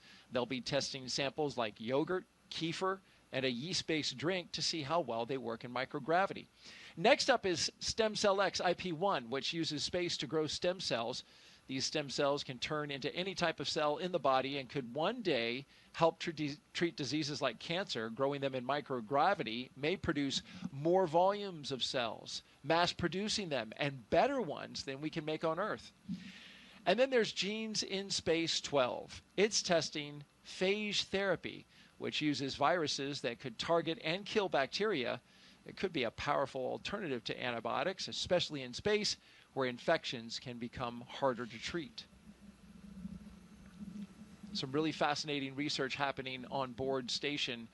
In addition to the human research side of things, you were talking about this earlier, each one of these astronauts will be studied, many of their biological functions and their, of course, biological data will be studied as their time comes to a close in space, and studied afterwards, studied during, studied afterwards, and possibly it being an 8-month mission.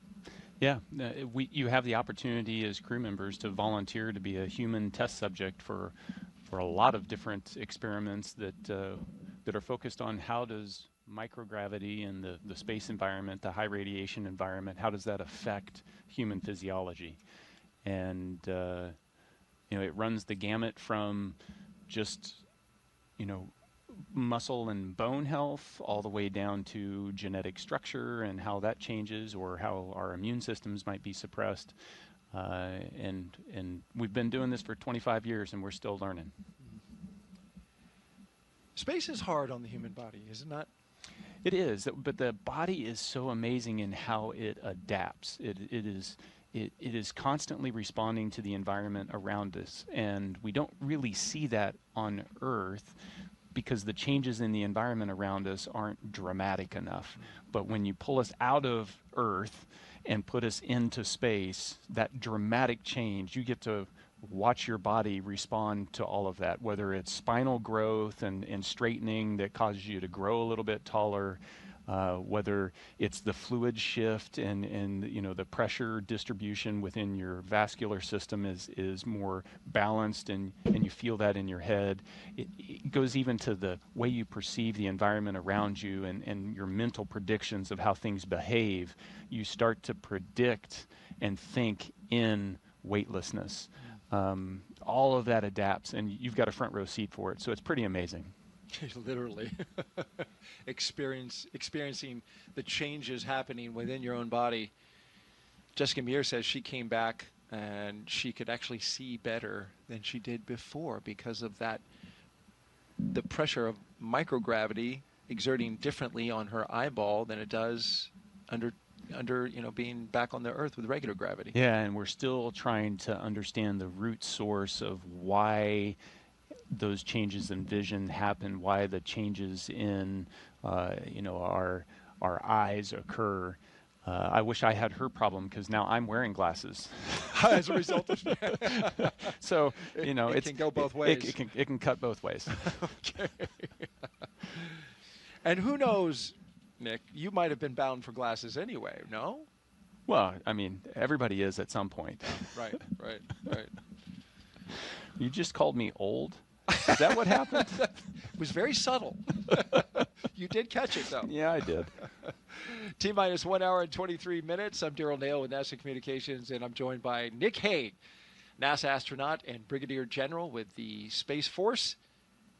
We have social questions. Keep them coming. We've had some great ones so far. Just use the hashtag AskNASA and send us those questions on Facebook, X, YouTube, and Twitch. We've got a person who's monitoring our social feeds right now, looking for great questions. And here's one from Joshua R. Collins. Does the whole crew have the same doctor, or does each crew member have their own? Is it their regular personal doctor or a NASA medical team doctor? So each space agency provides a medical team to support their astronauts or cosmonauts. So you'll, for Crew-11 in particular, you're going to have a NASA flight doc team of a surgeon, flight surgeon, primary and deputy, that will support Zena and Mike. And then you're going to have separate medical teams supporting Kimiya and then a Roscosmos team supporting Oleg. Those, in the NASA, if I look at how NASA supports us with medical, the personal doctor is your flight doctor. And so the person that sees you day to day for the years leading up to your mission is the same person that is supporting you throughout your mission, and then after your mission when you're rehabilitating, and then beyond. And so that flight medicine team is one of those key relationships that you develop once you join the astronaut corps. A flight surgeon for each space agency, and they go with them until they get to the pad, and then they break off. They're there, standing not too far away, just in case they are needed for any reason. But those, exactly as you said, those flight surgeons standing by. Give you a couple upcoming milestones. T-minus 47 minutes. We're going to get an LD brief. That's from the launch director at SpaceX, and we're monitoring weather conditions along the abort corridor. Also keeping an eye on the winds here locally. They picked up a little more than were initially forecast. At T-minus 1 hour, just about 20 minutes from now, the closeout team will depart the pad. That was the team that was getting the crew all ready inside the spacecraft and then sealed up the hatch. They will depart. It'll just be the crew out there on the pad. It'll be them and Dragon Endeavour that you see right there at the top. We've talked a lot about this capsule today. It's taking its 6th space flight. Since its first flight in 2020 for Demo 2, SpaceX's Endeavour Dragon has been a workhorse for NASA's Commercial Crew program, flying mission after mission. It has safely carried astronauts to the International Space Station 5 times. Demo 2, Crew 2 in 2021, Axiom Mission 1 in 2022, Crew 6 in 2023, and Crew 8 in 2024. In all, Endeavour has flown 9 NASA astronauts, 3 space tourists, 2 Roscosmos cosmonauts, 1 retired NASA astronaut, 1 ESA astronaut, and an Arab astronaut from the UAE to and from the International Space Station. Crew-11 marks Endeavour's 6th mission, the flight leader to the ISS. And we leave you now with dancing from Crew-1. Apparently choreographed as well. Look at that. Yeah, they had their act together. What choreographed dance moves did you do, Nick? Don't dance. That's one thing that don't didn't. Dance. That's one thing that didn't translate into space. Yeah, I don't dance on Earth, and I didn't dance in space. But you can do somersaults and flips and twists, though. Yes, especially as you're zipping around that space station. I mean, it's fun. Yeah, man, it's like, it looks like it. Every dream you had as a 5-year-old of flying around, and you get to do that every day. I used to dream that as a kid so often that I could just flap my arms and fly. Yeah. It was a recurring dream that I had, and sometimes I woke up really actually believing that I could fly. I can imagine when you're on the ISS, you wake up and it's like you get to just do it again day after day. Yeah. It's real. That dream is real. It's your new normal. Yeah. And you just have fun with it. You float over and grab your drink bag to rehydrate your morning coffee, and you can do a backflip between that and the water dispenser, and you just play with it. You don't need to use utensils to eat. You can just put the food out in the air in front of you and pretend like you're in an aquarium.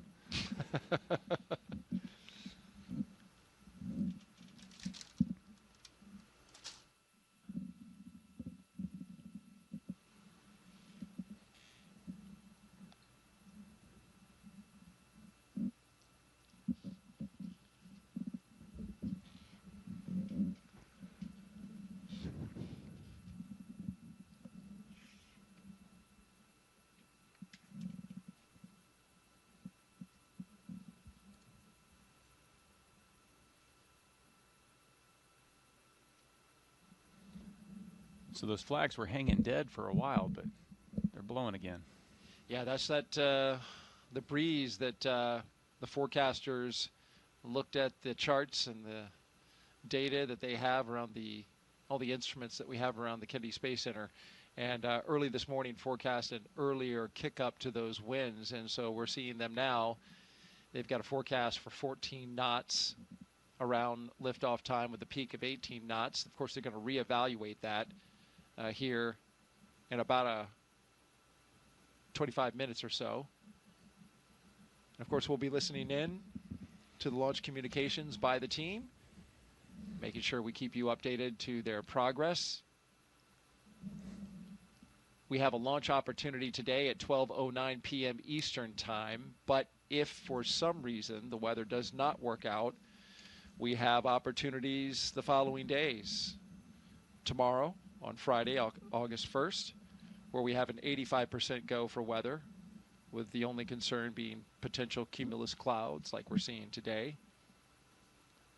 The only thing there is that the ascent corridor goes up in terms of its risk, because there is a trough of disturbed weather coming across the country, and we'll be out into the Atlantic by then. So that is something that they'll have to monitor. That's why today is such a perfect spot, because that is low right now. That potential concern is at a very low state. So fingers crossed that we continue to have green conditions. We're green at the moment, and that's a good sign.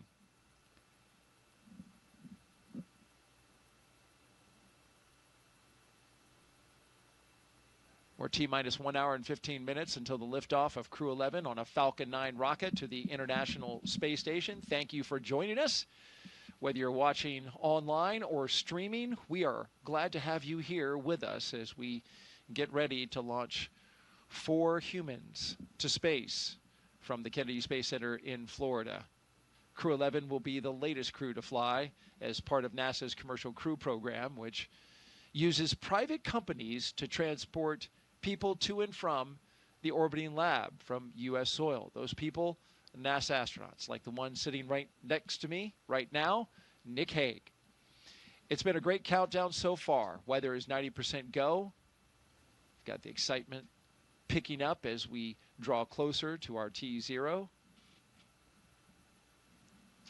At this point, Nick, the crew has had, as you mentioned earlier, a lot of time to reflect. But the activity is going to start picking up. Yeah, you know, everything, it's an instantaneous launch window, and so you have to start backing up from that of the things that need to be done. And the big one is right now they're sitting on a rocket that's empty. So they're not going anywhere unless they put some juice in the rocket. So that's going to start around the T-minus 35 time frame. And before we start to load all of that, those explosive materials, we need to make sure that the launch escape system is armed. And so we'll go through a debrief prior to that to make sure everybody's good. Then we'll arm the launch escape system and then start with that prop load. So there's some big things, and as you're sitting there, the reality of the situation, you understand how once they make the decision to go, once we launch that launch escape or arm that launch escape system, you're on a live rocket. And if something goes wrong, the system can make a decision that it's going to automatically pull you to safety. And it's designed to do that. You want it to do that. But you also realize that, you know, in a fraction of a second, you could be in a very different situation than you are right there. You would know that well, as your mission had an in-flight abort in 2018 while flying Soyuz MS-10. But that launch escape system worked perfectly and brought you and your crewmate down safely to ground, to your family. And you dusted off your boots, got back on 5 months later, and successfully got into space on MS-12. So that launch escape system is a critical component to a successful mission. Absolutely, and we test them rigorously. And you know, SpaceX did an in-flight abort test. They've done pad abort tests. You know, they've shaken this system out to make sure that when you need it, it'll be there for you. This will be a 38.8 hour transit from the ground here at Kennedy to docking to the International Space Station. So the crew that you see there, I hope they have some audiobooks and some movies? Well, that's a long time. There's an opportunity. There are 2 windows, and there's a heck of a view out there. No doubt. And but they're not going to spend 40 hours strapped into seats like that. After they get into orbit, once the nose cone opens and they're kind of clear of the second stage, the upper stage, they'll be able to unstrap and take those suits off. They'll dry them out and put them away, and then they'll be essentially in short sleeve shirt, pants, and it's a pretty comfortable, spacious place to hang out in. And they'll be camping in Dragon for 40 hours until they get to the station. A few hours before they get to the station, they'll have to get back in the configuration that you see them here, do their leak checks with the suits, all stuff very similar to actually getting in the capsule on the launch pad. Is it roomy in there? It doesn't look roomy from this shot, but I know there's a lot more to Dragon than what we're seeing right here. Yeah, it is quite roomy. There's a whole bunch of volume, and when you're in space, you think about floating, you think about volume and not necessarily surface area, and so the volume you don't see is above the displays. You can fit a couple people up in the space on the top of the screen that's off screen that you just can't see. And then down by the cargo underneath their feet, there's a whole bunch of space down there. So those footrests you can take off, kind of stuff them under the seats. It creates this nice big volume. You can pull out your food and your drinks. You can stick things to the walls. And, but it's like camping in a SUV. There's room, but you're still in an SUV. And you got to communicate, like, hey, excuse me, can I get over there, or can I get around you? And yeah, let me put up the privacy curtain. I have to use the restroom. You're looking at a live view of Crew-11 at Launch Complex 39A at the Kennedy Space Center in Florida. Stay right here. In just a few moments, we'll be expanding our live launch coverage.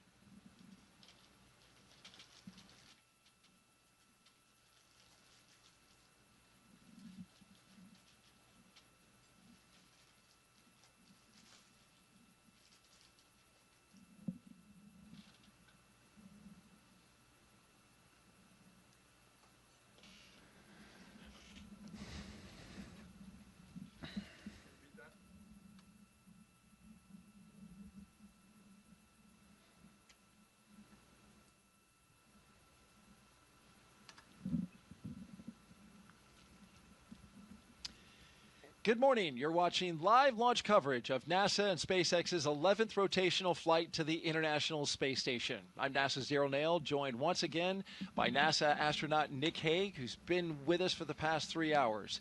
Liftoff is set for 12:09 p.m. Eastern Time from Launchpad 39A here at the Kennedy Space Center. And before we continue, a quick reminder about Nick's incredible experience in space.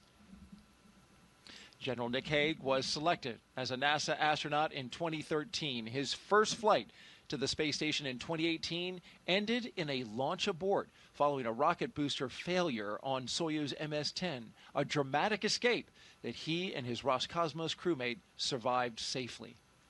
He returned to space in 2019. Here on Soyuz MS-12, spending 203 days on the ISS, and last fall, he commanded NASA's SpaceX Crew-9 mission there, as you see him getting ready to go with cosmonaut Alexander Gorbanov. In total, Nick has logged 373 days in space and completed 4 spacewalks. It's so great to have you here today as you've been sharing your experience, the lessons you learned, your experience in space, and some of the human emotions that every astronaut goes through on a day like today. Yeah, no, Daryl, it's a thrill to be here. I wouldn't want to be anywhere else. We're getting ready to launch 4 humans into space. It is such an amazing thing that is so hard to do, and to be able to witness it and then just be a part of that legacy of doing it over and over again for decades is a thrill.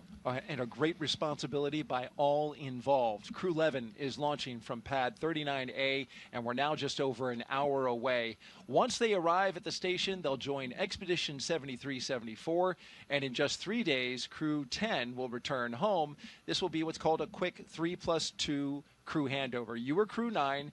You get a little time with the crew that's coming up, and it's important time. It is, because you're living on the space station. So you train for how to work all the systems, but the real living aspect of it is something that you can really only do in microgravity, in that weightlessness. And it really is something that you try to maximize.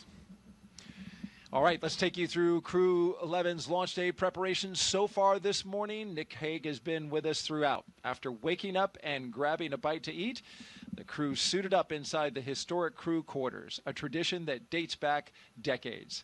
SpaceX teams helped them into their custom pressure suits, and just like the other crews before them, they gathered around a table for a card game to burn off any lingering bad luck before launch. After that, they followed in the footsteps of every NASA astronaut since Apollo 7 in 1968, walking out to greet a crowd of family, friends, and supporters with a big wave.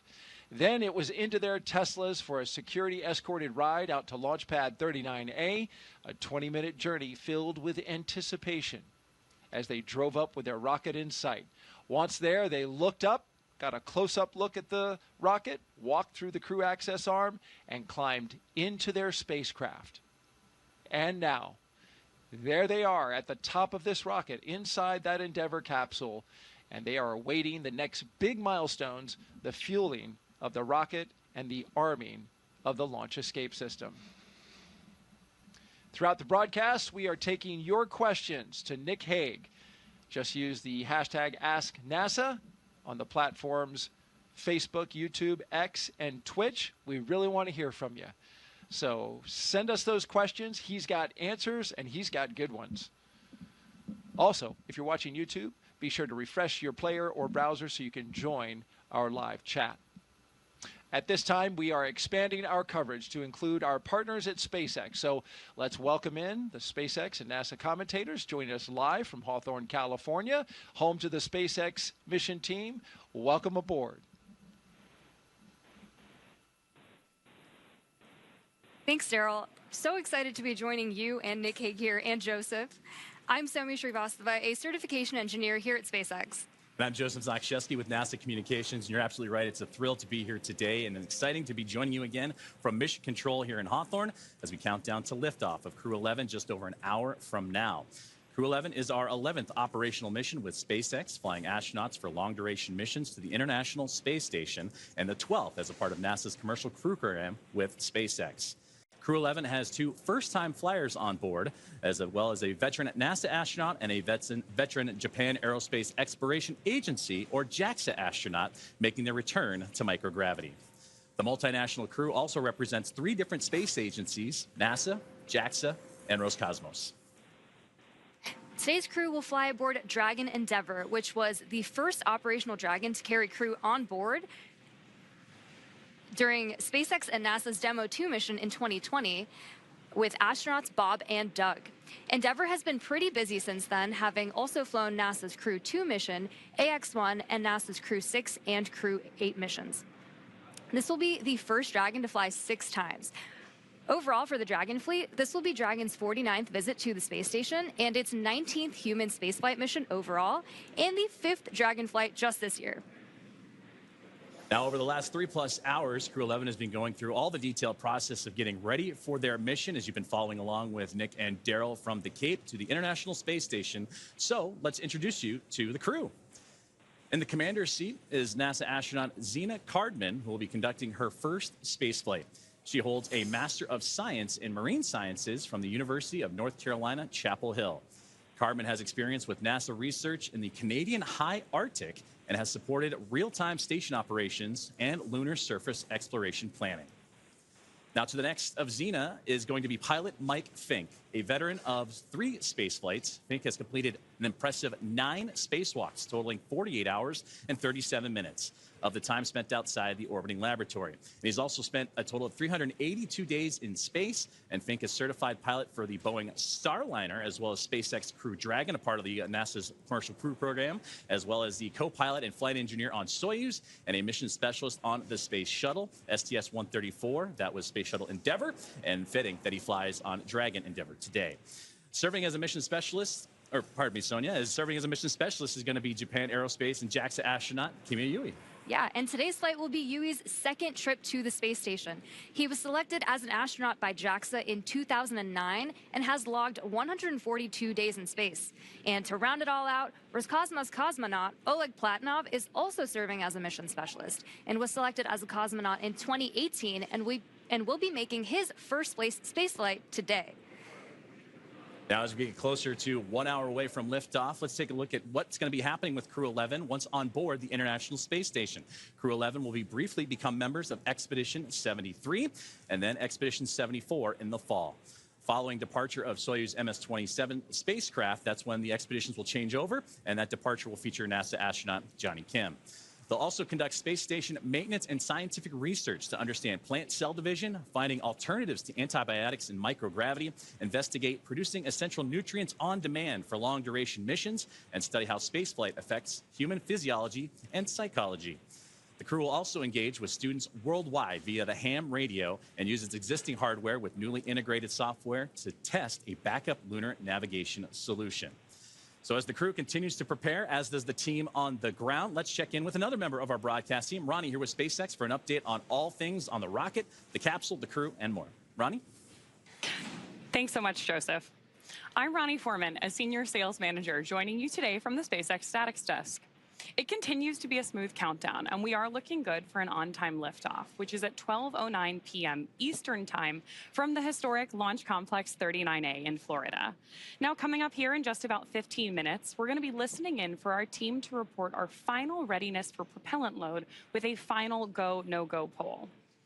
Of course, here on the ground, teams will be staffed around the clock in mission control, which is just behind me here in Hawthorne, to monitor Dragon and the mission, not just today, but throughout the entire mission, from liftoff to Crew-11's arrival at the space station, all the way through splashdown when our astronauts return home.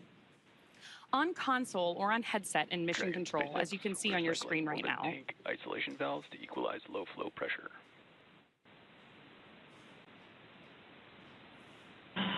Dragon copies.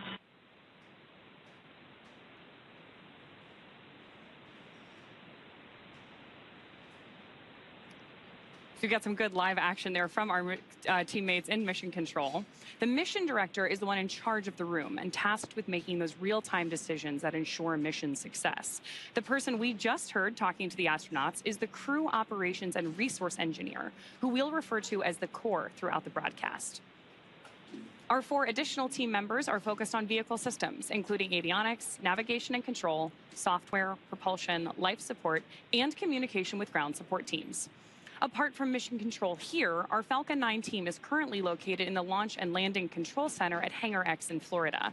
So with less than an hour until launch, we are settling in for final checkouts, propellant loading, and launch. Back to you, Joseph. Thank you very much, Ronnie, and thank you for those updates as we are getting that live action in real time, and we'll continue to monitor those communications with the crew and everything surrounding Crew-11 and their launch here today. Now, NASA has its own team members at NASA's Mission Control Center in the International Space Station's Flight Control Room, and that's in Houston, Texas, where another teammate of ours for today's broadcast, Sandra Jones, you've heard from her earlier. That's where she's located and has been busy preparing the International Space Station for Dragon's arrival. Now, the team in Houston is currently working through their go, no-goes and looking to confirm that the station is ready to receive Dragon Endeavour and the new crew. Now, following liftoff for the flight today, it's going to take about 39 hours, you've heard, about phasing, so a good stair-step journey to get to the International Space Station, with Dragon flying autonomously the entire way. Docking is targeted for the early morning hours on Saturday, August 2nd at 3 a.m. Eastern at 12 a.m. Pacific time. And just like autopilot on a commercial aircraft, the crew always has the ability to take manual control of the spacecraft if needed. We are now at T-minus 58 minutes and counting down to today's launch. While we wait, let's check in with NASA's Sandra Jones at the Johnson Space Center to see how things are shaping up at Mission Control in Houston. Sandra, how's it going over there? Tracking copies. Go for 4.1000 set. We'll go. And welcome back to Mission Control Houston here at the Johnson Space Center in Houston, Texas. We are here in the hub of human spaceflight at NASA. The team here has pulled go for launch in the International Space Station, is ready for the crew to lift off as they begin their journey to the orbiting laboratory. At the time of launch, the space station will be traveling 260 miles over the South Pacific Ocean. In the home stretch of the rendezvous, NASA and SpaceX flight controllers will enter into what we call integrated operations, where both flight control teams will conduct a series of go, no-go polls for Dragon Endeavour's docking to the International Space Station. Rotational missions like Crew-11 help NASA continue to maximize the important research and technology demonstrations made possible only in the International Space Station's unique microgravity environment. The space station is critical for NASA to prepare for future commercial low Earth orbit destinations and to understand and overcome the challenges of long-duration spaceflight necessary for a long-term presence on the Moon and crewed missions deeper into the solar system, including on to Mars. Now, here's a closer look at the mission and what Crew-11 will have to look forward to during their stay aboard the International Space Station.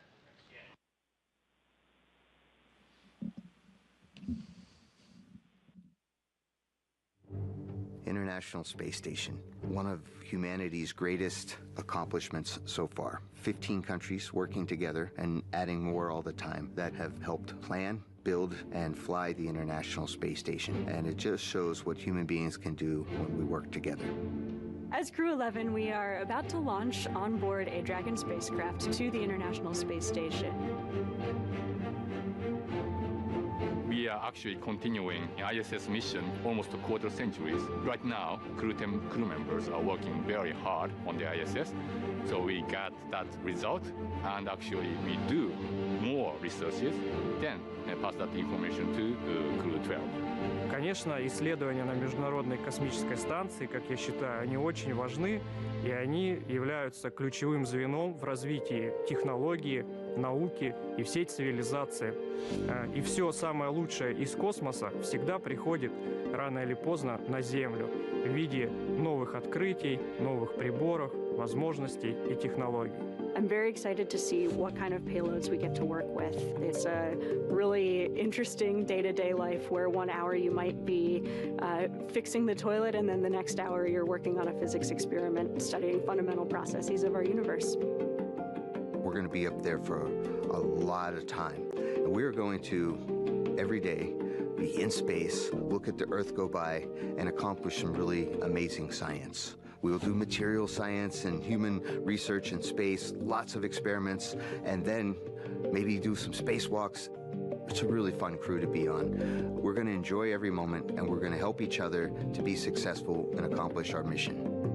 So we have various kinds of difficult training together. For example, emergency training in Building 9 or emergency training in SpaceX. This kind of training actually made our bond stronger. Наш экипаж Crew-11 – это экипаж, который состоит из высокопрофессионально подготовленных людей.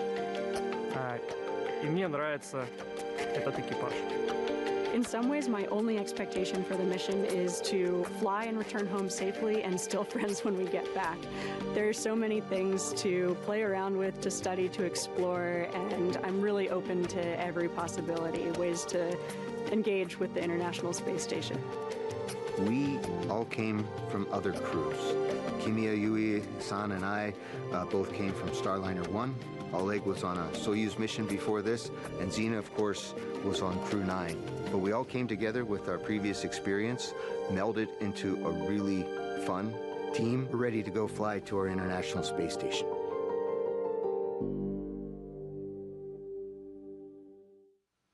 And we're back at the Kennedy Space Center in Florida as we have a beautiful shot from our flight helicopter right there of the vehicle assembly building. The Artemis 2 mission, the rocket inside, will launch early next year. 4 astronauts around the moon. But we are focused now on that launch pad that you see right ahead of us, which is Launchpad 39A and the Falcon 9 rocket with the Endeavour spacecraft on top of it. We've got 4 astronauts inside right now getting ready to launch to the International Space Station. And we've got Nick Hague, NASA astronaut, with us co-hosting our launch broadcast today. And Nick, we have questions for you that have been coming in from social. Would you like to take a few more? I'd love to take a few. Been doing a great job so far, so let's put that next question up on the screen. This is coming in from #AskNASA. During CRS missions, these are cargo resupply missions with Dragon, I noticed that most of the time there is cargo in the trunk, but I never see any of the trunk during crew missions. Why is that? Yeah, the crew missions fly up with an empty trunk, and that's really a mass constraint so that we can get those people up there. People require a lot of clothing, they require a lot of food, and all of those supplies have to get on, and so that comes at the expense of something in the trunk. Great answer. T-minus 51 minutes and counting, and now we're counting down to the moments before we arm the launch escape system and start fueling the rocket. But before we do that, let's send it over to NASA's Tony Jaramillo, who is standing by live at one of the best viewing locations here at the Kennedy Space Center. She's joined by NASA's Acting Administrator, Secretary Sean Duffy. Tony? Hey, thanks, Daryl. That's right. This is one of the best viewing locations where our guests have an amazing view of the rocket at the launch pad off to my left here. And joining me is Secretary Sean Duffy, NASA's Acting Administrator. Secretary Duffy, did you have a chance to speak to the crew before they headed out to the launch pad? I did. I was behind the glass yesterday with them. Again, I would tell you they're right out of central casting. So smart, so personable. Especially Mike, who actually flew on the shuttle missions. But this is Zena's first trip into space. So yeah, I got to talk to them. And again, they seemed a little nervous, but really, really excited. And today is the big day. I think they're just waiting for the launch and getting to the space station. Absolutely. We're all getting ready for that launch.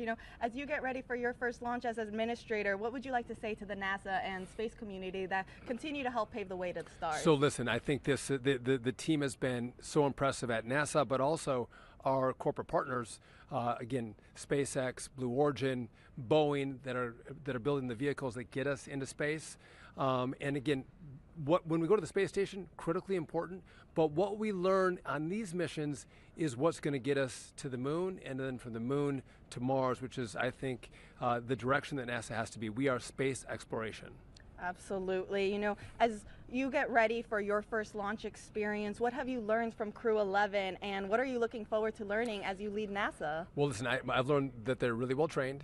I'm coming from DOT. The safety components that go into making sure these launches happen and happen safely is really, really impressive. The checks, double checks, triple checks. But moving forward, listen, I'm looking forward to Artemis. So a lot of people don't know Artemis, right? We're going to the moon. We're going back. And in America's 250th birthday, Artemis 2 is going to launch. We are going to go around the moon and back. We're not going to land in that one. But then Artemis 3, we're going back to the moon. We're going to land. We're going to stay for 6 days. The longest time before that was 3 days. And then from there, we're going to start deploying all of the assets we need to build our base. And we're going to stay on the moon. We're not planting our flag and leaving.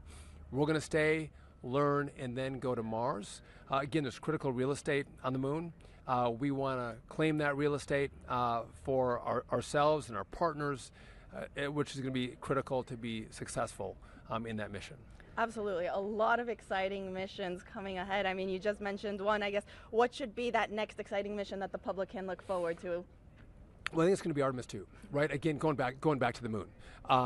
And again, sometimes you might think we already did that, right? We did that in the Apollo program. But what's happening with technology to get us there? It's revolutionary. And what I love is sometimes people go like, well, what does this mean for us on Earth? Why are we doing this? Well, there's the exploration point of being an American, and that's what we do. We explore. We were pioneers. But also what happens with our scientists, our engineers, the machinists, the welders, the jobs that are created, and the quality and innovation in rockets that are happening in America, and the time frame in which we can produce them is amazing. And we have great competition. Obviously, this is a SpaceX. So over here, it's a SpaceX rocket, which they have been remarkable. But again, we have our other players who are chomping at the bit, and they're great partners. And again, we want to have a vibrant private sector business that partners with NASA as we accomplish these missions. Absolutely, and we are very much looking forward to Artemis 2. Secretary Duffy, thank you so much for joining us. Now we'll send it back to our team in Hawthorne.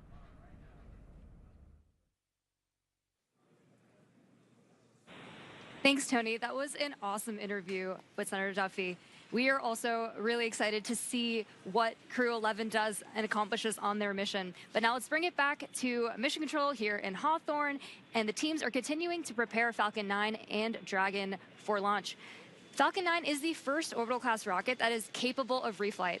Together, Falcon 9 and Falcon Heavy have completed more than 519 launches and over 448 reflights. Incredibly impressive. And today, the booster that Crew-11 will be using is going to attempt to land at Landing Zone 1, which is just down the coast from NASA's Kennedy Space Center in Florida. This will be the third flight of this particular first-stage booster after supporting a Starlink mission earlier and recently Axiom Mission 4. That was the successful fourth private astronaut mission to the International Space Station. Rapid reusability drastically reduces launch costs, and it's the key innovation that is making space more accessible for the entire space industry as a whole. While this young booster is on its third trip to space, we are working towards qualifying our fleet of Falcon boosters and fairings to support up to 40 missions each. For those of you following along, we're currently at 29 flights of a single Falcon booster, which is absolutely wild. Increasing Falcon's flight count provides valuable information and data on repeated reuse, which is a supercritical element in making life multiplanetary. This same spirit of continuous iteration and innovation does not stop with Falcon 9. NASA awarded SpaceX a contract to develop the USD Orbit vehicle, a modified Dragon designed to guide the space station through a controlled re-entry into Earth's atmosphere. And when the time comes and the International Space Station reaches its end of operational life, which, trust me, it still has a lot of life to give right now, Dragon will help achieve that safety orbit.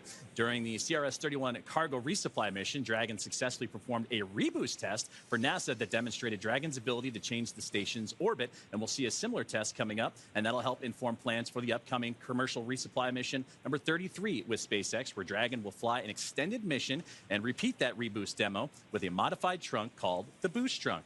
This modified trunk will give Dragon the ability to change the station's velocity by up to 10 meters per second. And testing these added capabilities will provide NASA with additional options for station operations in the coming years.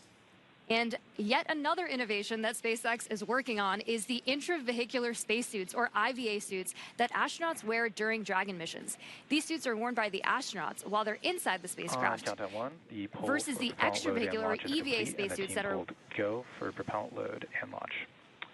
For all operators in MCCX and Hangar X, both control rooms will go into lockdown at T-minus 45 minutes and will remain in that state until LES is disarmed. All operators are to remain at their console and maintain a sterile cockpit until MD confirms successful disarming of the launch escape system following orbit insertion or propellant offload in the event of a scrub.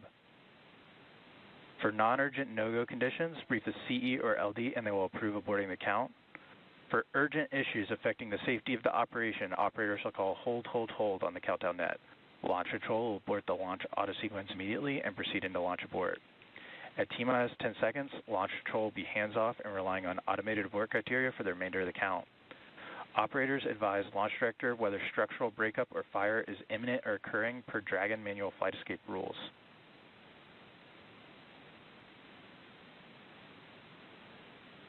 Launch control, you may proceed with arming the crew arm for movement.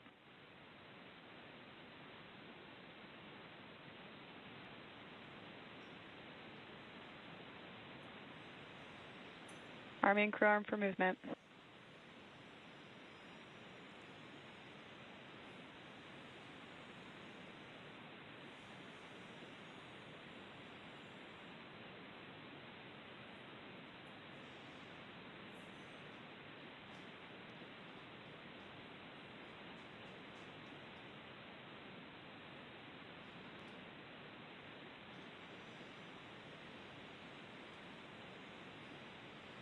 Crew access arm retraction started.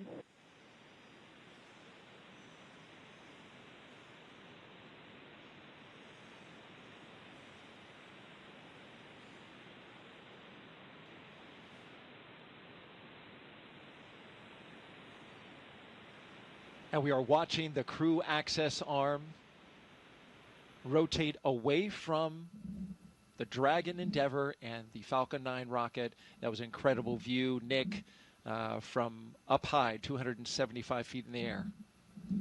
Yeah, and so as the arm goes away, that's really your first unobstructed view out those two windows inside the Dragon capsule. Unique to Dragon for Soyuz flyers, there were no your windows don't open until you get all the way up to orbit and come out of the fairing. So here you can see what the weather's doing outside for yourself. And there they are, strapped in, Crew-11. Our next big milestone. Crew access arm retraction complete. As we hear that the crew access arm has completed its retraction. Our next big milestone is to have the astronauts drop their visors and start up for Section 7 in their operations. Dragon SpaceX, you are go for Section 6. Close visors and arm launch escape system. Dragon copies. Go for Section 6. Closing visors and arming LES. They may have renumbered the procedures because in the past it was Section 7. That's we may not have gotten that update. But this is a critical moment indeed. And that crew access arm, it can rotate quickly back to Dragon in this moment. SpaceX Dragon. Visors closed. Arming LES. In this moment in between before they have the launch escape system fully armed. Right? Indeed. So the commands that are available to Zena and Mike at the displays, she's arming the launch escape system now. As that's armed, there's also a button that's going to show up that'll allow them to do an emergency egress, which will command that arm to swing over rather rapidly. And by the time you're out of your seat and ready to open the side hatch, the arm's in place so that you can get to the escape tower. From the escape tower, of course, they would zip line down to safety, to waiting vehicles, and then exit the launch escape system is verified armed. The blast danger area. Now we have the launch escape system armed. This is a critically important system, Nick, that you actually had to use. Dragon copy. On one of your missions, MS-10, back in 2018, that saved your life and the life of your fellow crew member.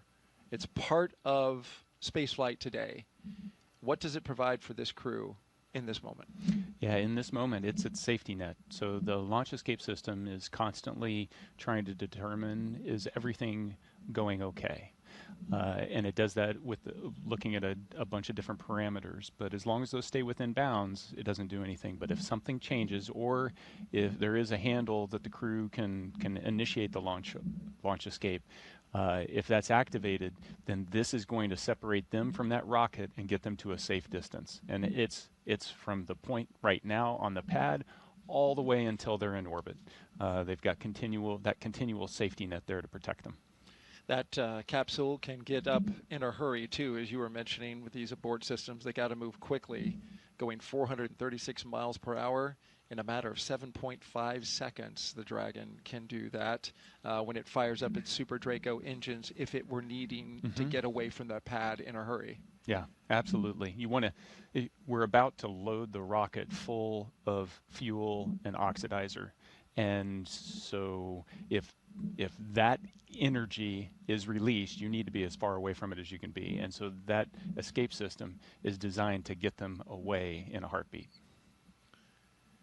As long as everything continues nominally, it's our hope that that system will not be needed today. As we march towards loading those propellants Nick was talking about, that begins at T-minus 35 minutes and counting. Another big moment when they start flowing RP-1, Rocket Propellant 1, which is a refined form of kerosene, similar to jet fuel, as well as that oxidizer that together produce that 1.8 million pounds of thrust to lift that rocket and the crew into space. Yeah, it's definitely an important moment, but it's also an exhilarating moment because this is when you start to hear the rocket come alive. The pumps and the fluid moving and the vibrations and it's, Dragon starts to have a personality, if you will. You can hear those sounds, right? Valves moving and clicking. You feel it, yeah. You hear it, you feel it. T-minus 37 minutes and counting until liftoff. We're just 2 minutes away from beginning to load propellant into the Falcon 9 rocket.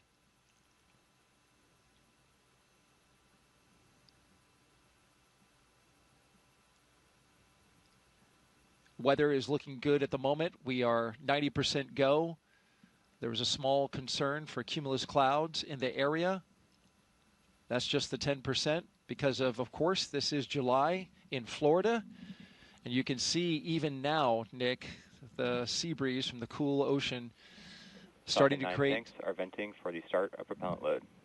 Starting to create those little cumulus clouds bubbling up around the pad. We had a clear sky earlier. We're getting a little bit now, but overall, we're expecting that should be clear.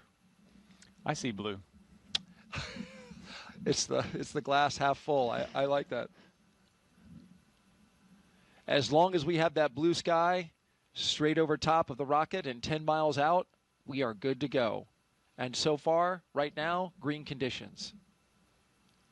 The range is clear. The area around the pad.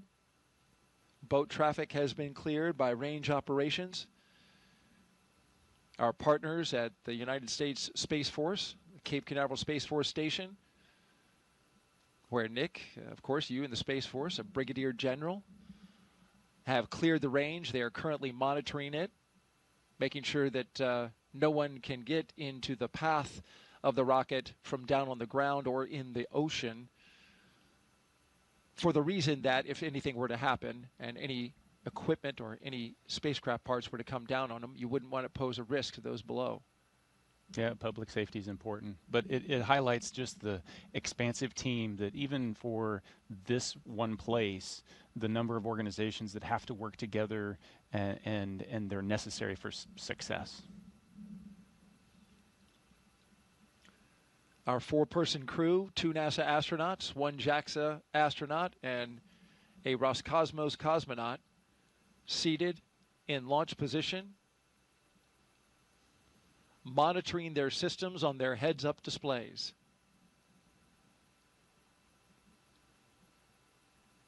In the foreground on the right, that is a launch tower for Starship, the vehicle that SpaceX is currently testing and developing for use, among other things, in the human landing system for NASA. The launch auto sequence has started. And that's the call that begins the propellant flowing into the rocket. And now we are on an autonomous timeline counting down to 0 at 12:09 p.m. Eastern Time. This is a good milestone. It really signals that we're going to space. Yeah, it's the clock is definitely ticking. Up to this point, the crew's been strapped in for a little more than 2 hours. There's been margin built into the schedule just in case, the side hatch doesn't pass its leak check or a suit doesn't, whatever pops up, we've got a little margin. As we get closer and closer to liftoff, that margin disappears. And so now we're on a pretty tight timeline all the way down. 35 minutes to launch. The visors have been closed since they armed the launch escape. It's been about 8 minutes. It's at this point where I'm sitting there going, I wish I had scratched my nose before I put my visor down and trying to figure out how I'm going to do that, because they're going to be like this for another 45 minutes with the visors down. Boy, that sounds like a long time when you put it that way. Well, there's great anticipation, right? This is the moment they've been training for, a year in the making. For Zena Cardman, who's essentially trained twice, even longer than that. They have been looking forward to this moment for so long and training so intensely, and here it is upon us. Yeah, and the time for reflection was in those 2 hours leading up to this point. At this point, now it's the mental rehearsing. They're chair flying exactly what's going to happen during the next 10 minutes when they lift off, and all the different things that they're going to need to do, as well as the couple few activities that they're going to have once they get to orbit. Chair flying. That's what our astronauts are doing right now, and we'll stay with them as we count this down. For now, let's send it out to SpaceX in California.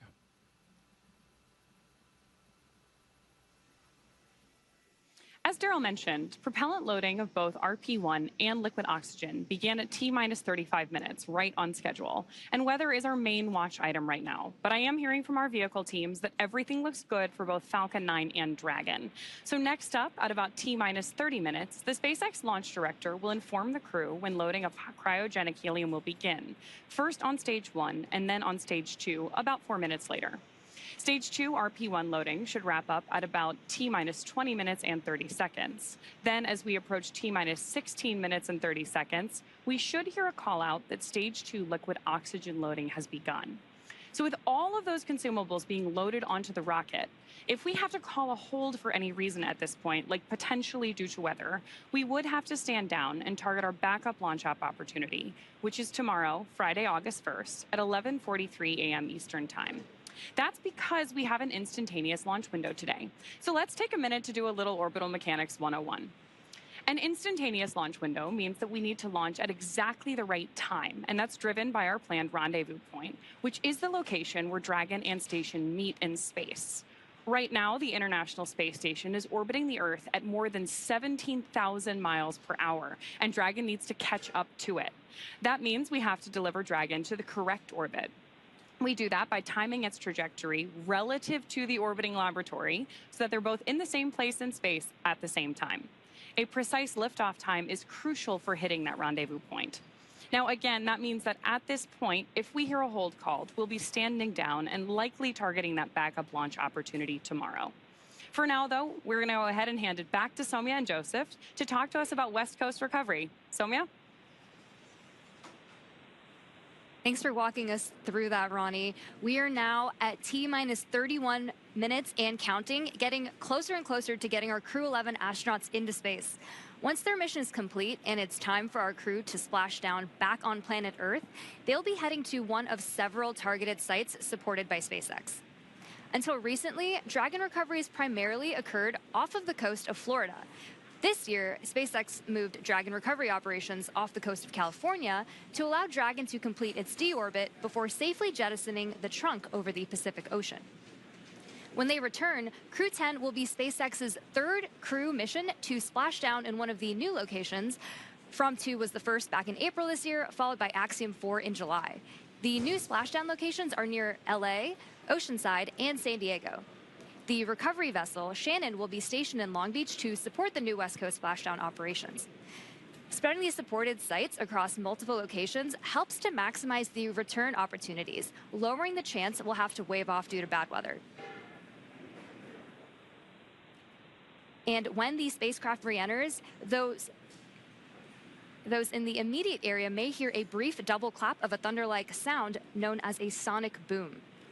I can't wait to hear one myself one day, but to hear everything that's gone on and to move operations to the West Coast has been incredible to watch, both from a SpaceX standpoint and from NASA, to see the teams across the country working together, the International Space Station Commercial Crew Program. And like Nick mentioned earlier, there's an army behind every one of those movements and getting ready and preparing for these West Coast splashdowns. So it's going to be phenomenal to watch and see NASA's first crew mission return on the West Coast.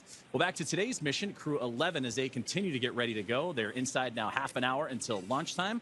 Let's take a look at more and a bit more and learn about the astronauts flying today. I think it's really innate in our human nature to want to keep exploring and to keep pushing boundaries. Everything that we do in space is ultimately for Earth and for the human species. We are having a lot of good experiments on orbit, making new medicines. That is actually good for everybody. By understanding how to live and work in space like we have with the International Space Station, we can now become a multiplanetary species by having bases on the Moon and bases on Mars. И выполнение полета в космос, на мой взгляд, важно, потому что в конечном счете необходимо человечеству будет двигаться в дальний космос для того, чтобы открывать новые миры, исследовать новые и новые горизонты. For me, it's a really compelling goal to go farther and farther afield in space and pushing our boundaries as a human species that way, learning more about our own home planet as we try to go farther. We've been going and living aboard the International Space Station for 25 years. We're ready to make the next steps. We're ready to go to the moon. We're ready to go to Mars. We're ready to explore the solar system.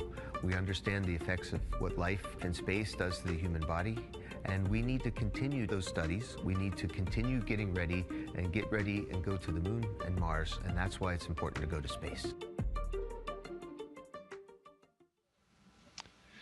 All right, let's head back out now to a launch viewing location where Tony's at for another interview with some special guests. Tony? Hey, thanks, Daryl. That's right. Joining me is Dr. Stephen Platts and Dr. Lori Glaze to talk to us a little bit about the human research that's going to be on this mission. You know, Steve, can you tell us a little bit more about what human research Crew-11 will be conducting? Sure. We're very excited for the launch. We have 10 experiments flying on Crew-11. Everything from cardiovascular systems, central nervous system, all the way to genomics, the full breadth, and addressing many very important risks for us to get to the moon and Mars. That's a lot. You know, speaking of the moon and Mars, Lori, how does the human research conducted on space station help us for those future missions to the lunar surface and eventually Mars? I'm so glad you asked that question. You know, a lot of times we talk about the future, you know, we're going to explore the moon and Mars. It's here. We are actually less than a year away from our first crewed launch, where we're going to send 4 crew out and around the moon for 10 days and bring them back. And then about a year after that, we're going to land on the moon. And we need to be ready, right? We need to be ready for the trips to the moon and then eventually to Mars. Our crew are going to need to be able to thrive in an environment where they're in microgravity, perhaps for as long as a year. And then we're going to need them to perform on the surface of Mars under 1/3 gravity and do their exploration activities. Because we really need to understand how they're going to react and respond to that environment. And the experiments that are being done on space station today, it's such a unique laboratory where the kinds of things that Steve's talking about, we can study physiological responses to bones, muscles, blood flow. Mental health is incredibly important part of this activity. And the experiments that we can do, for example, growing plants without soil, recycling water. If we have the ability to recycle water, maybe 98% of the water that the crew uses, that's less resources we need to bring along. And then sensors that can detect, for example, solar storms so that our crew can take shelter or protect themselves while they're on their journey. So again, the experiments that are being done are incredibly important to our planning, which, as I said, we're launching in less than a year. We need to be ready.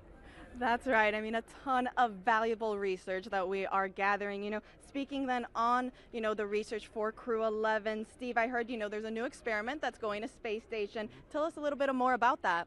Yeah, that's called manual piloting, and what that is looking for is the ability for the crew to land a vehicle on the lunar surface. So we're looking at the sensory motor aspects, balance, cognition, some of the things that Lori was talking about, and putting them all together, and we have a simulator that actually moves in all dimensions and allows the crew to feel like they're actually landing a spacecraft. And we're doing that pre-flight.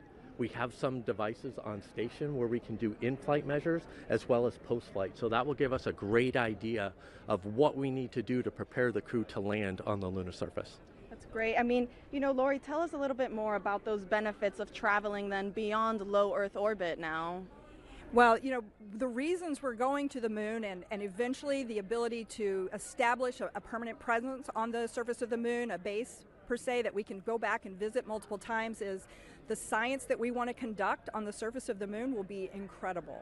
We're going to a place that is totally different than where the Apollo astronauts landed, so totally unique environment, different lighting conditions, different geology of the rocks. We anticipate there is water ice beneath the soil in some places near the South Pole where we're going to land humans for the first time ever. So we will be able to do incredibly unique science, but we'll also be able to continue the human research aspects for longer duration stays on the surface of the moon where we're trying to live and work, and that will again feed forward to help us be better prepared for Mars. Absolutely, a ton of exciting things coming up. Thank you both so much for joining us. Now we'll send it back to Daryl and Nick. Thank you, Tony. Crew-11's time in orbit will teach us how to keep humans healthy in space for the long haul. Meanwhile, on the moon-facing side of NASA's work, Artemis 2 astronauts, including Commander Reed Wiseman, are training for a very different challenge, a 10-day mission around the moon. And before they launch, NASA and the Department of Defense are making sure they know how to get them home, even in an emergency. Here's Reed with a behind-the-scenes look.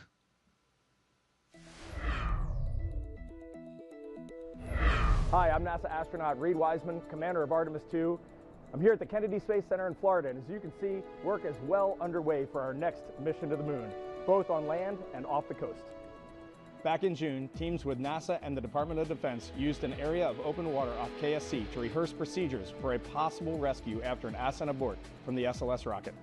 Instead of using astronauts, they used a set of test mannequins staged inside the Crew Module test article, a full-scale mock-up of the Orion spacecraft. You can see pararescuers jumped from a plane into the water with their specialized equipment, then approached the spacecraft, opened the capsule, and transported the mannequins to the helicopter safely for medical care. This was one of 2 emergency procedures they rehearsed should they need to rescue me, Victor, Christina, and Jeremy during an abort scenario. And back here on land, now that the upper stage integration is complete inside the vehicle assembly building, teams with NASA's Exploration Ground Systems have been running SLS integrated testing, where they powered up both the core stage and boosters for the first time in preparation for our 10-day journey around the moon. That's a look at your Artemis Moon Minute. For more Artemis updates, scan the QR code on your screen right here or visit nasa.gov/Artemis-Roman numeral 2. Nick, I know you're excited for Artemis. Absolutely. One of your fellow astronauts you spend a lot of time with, Christina Cook, is going up. Yeah. You know, the astronaut corps is small, so you know everybody in the corps, and so I'm excited to see all 4 of them take their trip around the moon. It's exciting. It's been a long time for NASA, more than 50 years. All right, now let's send it back to SpaceX in Hawthorne, California. Thank you very much, Daryl and Nick, and it was impressive to hear that interview and that Moon Minute, and it's amazing to see how interwoven what's being done with these crewed missions to the International Space Station and how they impact moving forward and the Artemis campaign. So incredible to see about how those 2 crews and how those 2 missions work together. Now, as we get back to today's launch, we're now approaching 20 minutes away in the countdown for NASA's SpaceX Crew-11 mission to the International Space Station. So let's take a look at Falcon 9 that's on your screen now, and that is a 2-stage rocket that is 29 feet tall and getting ready for liftoff, and again, approaching 20 minutes away. At launch time, it produces more than 1.7 million pounds of thrust. So, that is impressive firepower. Yeah, and rockets like Falcon 9 don't use all that thrust just to go straight up. Early in flight, Falcon 9 performs a gravity turn, which is a smooth pitch maneuver. RP1 load complete. Hearing good callouts over the nets, which is a smooth pitch maneuver that tilts the rocket sideways to build up horizontal velocity. You may hear this callout about 10 seconds into launch as the vehicle is pitching downrange. And once the first stage completes its portion of the mission, it shuts down and separates. And a stage rocket like Falcon 9 sheds that booster to eliminate the weight and uncover the Merlin vacuum engine on stage 2. To reach orbit, the vehicle needs to go fast, hitting an orbital velocity of about 28,000 kilometers an hour. And that's just to keep it from falling back to Earth due to gravity. That's fast enough to lap the Earth in about 90 minutes or fly from New York to here in Hawthorne, California in under 10 minutes, which is about 7 times faster than the U.S. Air Force's SR-71 Blackbird. After stage separation, today's booster will be landing at Landing Zone 1 at Cape Canaveral Space Force Station. This particular booster will be returning to Earth for its 3rd time. The second stage takes over from there, powered by a single Merlin vacuum engine, also known as the MVAC. With its extended nozzle and optimized design, the MVAC drives maximum performance, producing 220,000 pounds of thrust in the vacuum of space. On today's mission, we'll light that engine 4 times before deploying the final payload into orbit. Now, so much of what makes Falcon 9 remarkable happens Dragon, in flight. SpaceX for countdown check-in brief.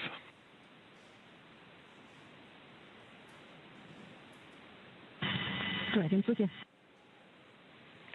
Okay, Zena, we have healthy Dragon, healthy Falcon 9, just like last time, so prop load is proceeding nominally. We do have one watch item that has popped up. There is a pop-up storm cell that is just to the north of the pad. Currently not violating any LCCs, but we are monitoring this particularly closely as it's moving offshore. We'll let you know if it starts trending towards blocking launch today, but again, not expecting that at this time. Dragon top result, we've got a healthy Dragon, healthy Falcon. We're proceeding towards launch. Only watch item is a storm cell that is north of the pad moving offshore. We'll continue monitoring, but otherwise looking great. That's a good readback. And great communications there from the team here at SpaceX on the ground in Hawthorne, monitoring. What we've been keeping an eye on throughout the broadcast here today is that weather popping up, but everything else looks strong and healthy. The Falcon 9, the capsule itself, and the crew, they're still ready to roll as we're now about 17 minutes away from the launch. Now, talking back to Falcon 9, and what remarkable happens is what happens in flight. It's the first stage, landing itself on land or on a drone ship in the middle of the ocean, the fairings that can parachute back, all ready for another flight to space. Every part of Falcon 9 is a part of a larger design that comes together to do one thing, and that's escape Earth's gravity. And getting to space is the first step to building our multi-planetary future. At the top of Falcon 9 today, the crew is sitting inside Dragon Endeavour. Dragon has played a significant role in advancing our future in space by safely transporting crew to and from the International Space Station. There are currently 5 Dragon spacecraft supporting human spaceflight missions: Endeavour, Resilience, Endurance, Freedom, and our 5th and final Dragon, Grace, which just launched the Axiom 4 mission last month. Designed with safety as the highest priority, Dragon is capable of carrying up to 7 passengers to and from Earth orbit. The Dragon spacecraft has Stage 2 LOX load has started. 16 Draco thrusters, as you heard that great call out there, as the fueling continuing to make its way into the rocket. And those 16 Draco thrusters can be used in space to help navigate the spacecraft to its destination, each providing 90 pounds of force. Now, that doesn't include the 8 Super Draco thrusters used for an abort, which are no longer active once the crew is in orbit. To date, Dragon has been to orbit 53 times, including 48 trips to the International Space Station and 18 human spaceflight missions. And as we mentioned earlier, today's Dragon, Endeavour, has been pretty busy, having also flown NASA's Crew-2 mission, Axiom 1, and NASA's Crew-6 and Crew-8 missions. Overall, for the Dragon fleet, this will be Dragon's 49th visit to the space station and its 19th human spaceflight mission overall, and the 5th Dragon flight this year. Dragon is the first private spacecraft to take humans to the orbiting lab, having flown 300,000 pounds of cargo and more than 1,000 experiments to space, as well as 70 crew members representing 20 countries. Our versatile Dragon spacecraft can autonomously dock with the International Space Station when outfitted with a docking adapter, which is just how it's configured for today's flight. And when it's not going to the space station and it's in free flyer mode, the docking adapter can be swapped out for a cupola, as it was back during the Inspiration 4 mission. Another option we have is the Skywalker hardware, which supports extravehicular activities or spacewalks, as we did during the Polaris Dawn mission. And amazingly, there has been a Dragon in space for 1,358 consecutive days since Crew-3. Now, with T-0 coming up in about 14 minutes or so, our teams are continuing to do a series of system checks to ensure Dragon and the Falcon 9 are ready, with fueling continuing to get underway. And again, we're monitoring that weather that the teams here at SpaceX are keeping an eye on and have been relaying up to the crew. So let's check in with Ronnie with the latest. Thanks, Joseph. So as you've heard, we are still on track for an on-time launch today, and we're monitoring lots of different factors as we get closer to liftoff. Most importantly, both Dragon and Falcon 9, of course carrying our Crew-11 astronauts, continue to be healthy. You heard that we've wrapped up Stage 2 RP1 loading, and that Stage 2 liquid oxygen loading also wrapped up on time at about 16.5 minutes to go. The launch escape system is also armed. That's, of course, the system designed to propel Dragon away from Falcon 9 in the unlikely event of an emergency. And the Eastern Range is monitoring keep-out zones along the flight ascent corridor and is tracking no issues for today's launch. Weather continues to be a watch item, so we'll keep an eye on that. But for now, we are go for the 6th mission of Dragon Endeavour. It is a fantastic milestone for Dragon, and here at SpaceX, we could not be more excited. So to add a little something extra to our celebration, I've got our Dragon plush hanging out with me here in front of Mission Control. Now, this guy is not the zero gravity indicator for today's mission, but do keep an eye out for that once Crew-11 reaches orbit. This is, though, a fun nod to all the successful flights that Dragon has made, and all of the crews that we have been so lucky to work with. I think this is a great way to celebrate today's flight milestone, and I really have appreciated joining you all. Thanks for joining me at the status desk for all of our coverage today. With that, go Dragon, go Crew-11, and I'm going to hand it back to Sandra for status update from Houston. Thanks, Ronnie. That plush is cute. I'm going to have to get one for myself. Back here in the International Space Station Flight Control Room at NASA's Johnson Space Center in Houston, teams continue to work around the clock to monitor activities aboard the Orbital outpost. Leading the team inside the room today is NASA Flight Director Scott Stover. The team in Mission Control and the team in Hawthorne, as well as the astronauts aboard the International Space Station, will track the autonomous docking of Dragon Endeavour when they enter into joint operations. This will happen when the spacecraft enters the approach ellipsoid, which is the invisible boundary stretching 4 by 2 by 2 kilometers that helps us monitor all arriving and departing spacecraft. It's essentially the neighborhood of the International Space Station.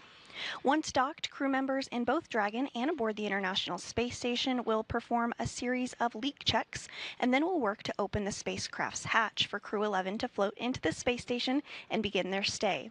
We anticipate that the hatch will be opened about an hour and a half after docking occurs.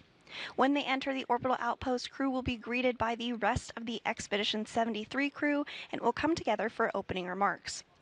But for now, that's going to be all from us here in Mission Control for today, as the anticipation continues to build for launch in less than 20 minutes from now. So, how's it looking on the Space Coast, Daryl? Well, we've got a mix in the weather. There's some clouds that are building, but so far still looking good, okay, for launch. It's a watch item at the moment, and so we're keeping our eyes to the skies. Also, this is a first for our broadcast team right here. An astronaut who once sat right here where Nick is sitting as a commentator is now minutes from flying to space. Zena Cardman was once in this very seat, the one that Nick Hague is sitting in now, less than a year ago. She was supporting Nick as he launched with Crew-9. She was originally set to command that mission, but when Crew-9 had the shift and had the change up of assignments, she had to step back to help get the team off the ground. And here's what she said, Nick, after watching you and your crew go into space. Every crewed launch that I have ever watched has really brought me a lot of emotion. This one today was especially unique. I think it was hard not to watch that rocket lift off without thinking, that's my rocket and that's my crew. But I also know that I'm not the only person who can think that. Of course, we have Stephanie Wilson here today, but I mean there are many, many people who made this mission happen, and there are people on orbit who will be taking this capsule home. And it makes me very proud to know that I am one of many people who can say, that's my crew, that's my rocket. Makes me really proud, makes me feel very connected to this mission that we all get to take part of. Go Crew-9.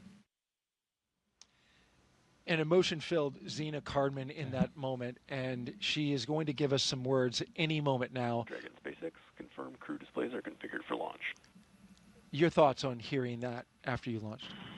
SpaceX Dragon displays are configured for launch. It is our honor, our privilege, and our choice to take part in something much greater than any individual, but it's the individuals who make this endeavor great.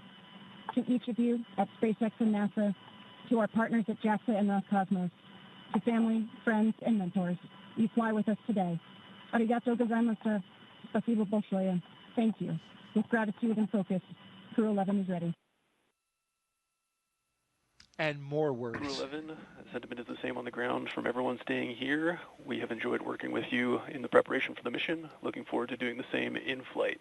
Good luck. Enjoy the ride.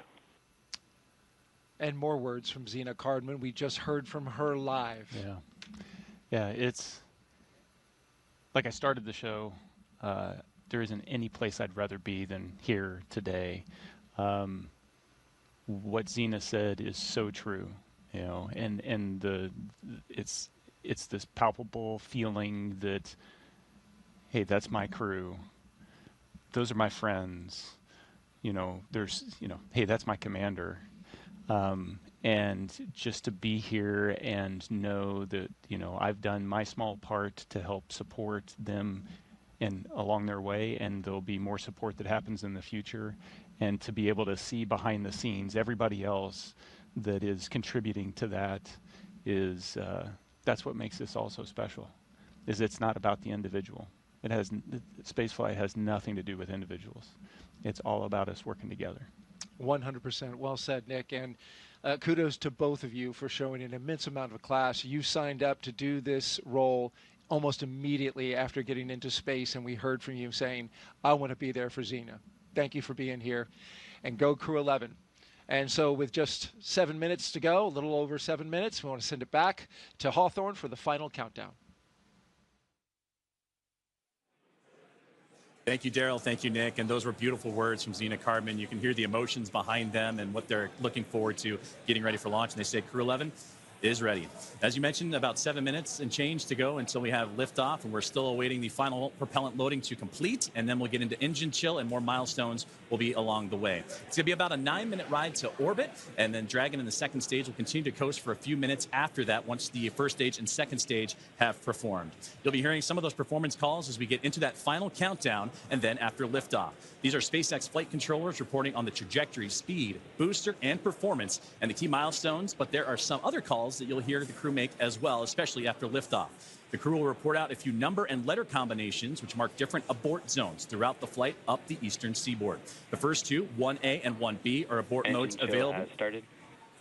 And right on cue for the engine chill that has begun. And those first stage abort zones, again, 1A and 1B for that first stage. Next are 2A through E. Those will come into play once the second stage kicks in. They'll only hear that 2A call. And diverting a little bit from the other naming systems, we'll hear the call Shannon, which refers to Shannon, Ireland. This means that the crew could target off the coast of Ireland if they needed to abort late in that second stage burn. You'll hear these different calls throughout the flight uphill along the way, and the performance callouts from the guidance, navigation, and control officer, and also the propulsion lead. So we're coming up on T-minus 6.5 minutes. We heard that the engine chill is started, and that means that that small trickle of fuel making its way into the engine to prime it Stage for 1 fuel load launch. complete. So we already heard that stage 1 engine chill has already started, which is a key process that prepares the engines for flight. Right now, the prop in the tanks is isolated from the engines. Sorry. The prop in the tanks has already started trickling into the Merlin engine pumps as the engines are chilling for the start sequence. And we do this because the super chilled and densified liquid oxygen is really, really cold. And we use this process to bring the engine hardware down to a cooler temperature before flowing all of the LOX and propellant into it during flight. At liftoff, Falcon 9 is consuming 700 gallons of fuel per second. So engine chill helps us to prevent thermal shock and ensures nominal engine performance. Shortly, coming up, we should also hear the call out for stage 1 RP1 load completion. As you mentioned, engine chill is now underway. We're getting ready for those next call-outs that'll be coming up here shortly, as we are now almost 5 minutes away from liftoff, and that's where they're going to configure for terminal count. And that will be a call for Dragon to configure to terminal count and transition into internal power. Falcon 9 tanks are pressurizing for strong back retract. And at this point, the Dragon onboard Dragon computers is configured for terminal count. Perfect, right on schedule, and those onboard computers now taking control of the spacecraft. You also heard the call out for pressurizing to give extra structural stability for the rocket as it makes its way uphill. So we're approaching now 4.5 minutes away, and then around that time, you'll hear, you mentioned it there, the strong back retract, and that'll allow provide access to Falcon 9's fueling lines and umbilicals for prop load and a different gases being loaded on board. But right now, everything's starting to wrap up, and Somya, it's exciting Strong to get to back retract has started. Exciting to get to this point of the countdown. As you heard it right there, the strong back retract is on its way.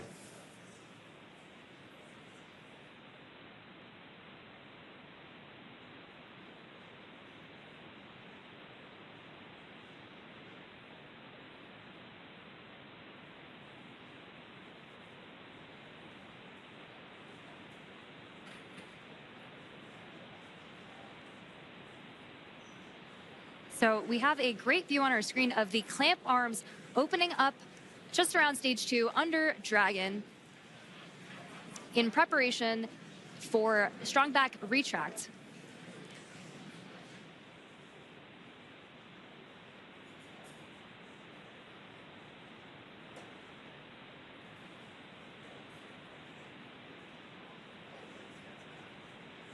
We have some really great views on our screen of that happening right now. And you can see it just moving ever so slightly away from Falcon 9 and the Dragon spacecraft, those clamp arms opening. And again, those late stages, those fuel lines starting to wind down their fueling procedures as we're about to hit T-minus 3 minutes until launch.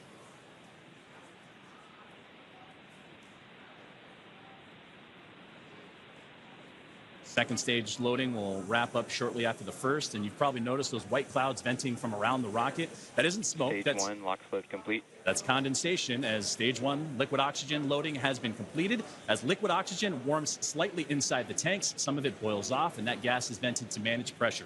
When the vented oxygen hits that warm Florida humid air, internal count and on internal power, it instantly condenses into those clouds. As you just now heard, the Dragon now in prop load complete, on into internal power. It's fully fueled. The rocket and Crew-11 are ready for liftoff. And this rocket now transitioning into internal power. The gas closeouts will also begin to purge all the feed lines and allow Falcon 9 to be isolated. And then they'll get vented overboard through the umbilicals and strong back retract. So coming up in just under 20 seconds, we should hear the call out that LOX load will be completed on stage 2, which will mean that there will be 1 million pounds of propellant loaded onto Falcon 9 at that point. We're coming up on that call out in just a few seconds from now.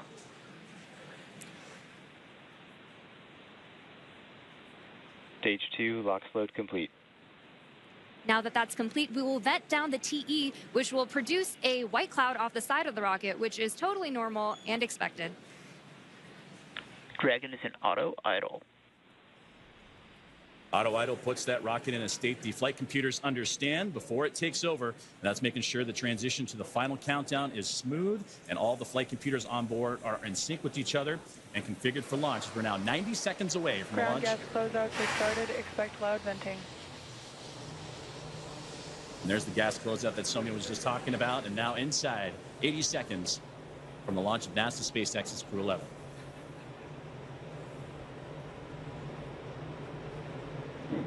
On countdown net, hold. We are standing down for violation of weather rules. I'll try to sequence to the boarded.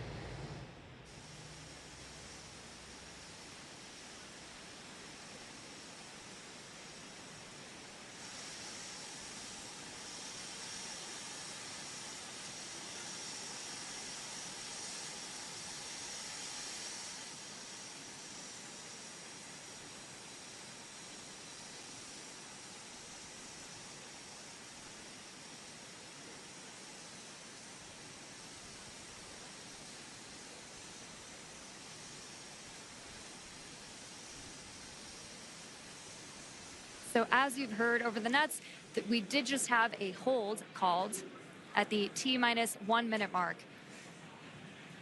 And that hold due to weather, that was something that we've been keeping an eye on. Our team here in SpaceX and Hawthorne, as well as in NASA, we're monitoring that throughout today's broadcast in preparation for launch. But unfortunately, standing down looks to be the case as the weather has created that violation. But we'll continue to monitor and await for the news officially from the teams on the ground as that weather violation looks to come into play for launch today. Dragon, SpaceX, bad luck on weather there. We just got clipped by a cumulus cloud right over the pad, so ended up scrubbing for weather.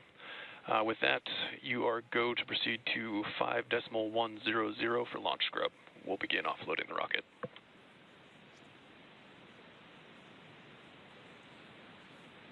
Dragon copies all 5.100. Too bad, but we'll be ready next time.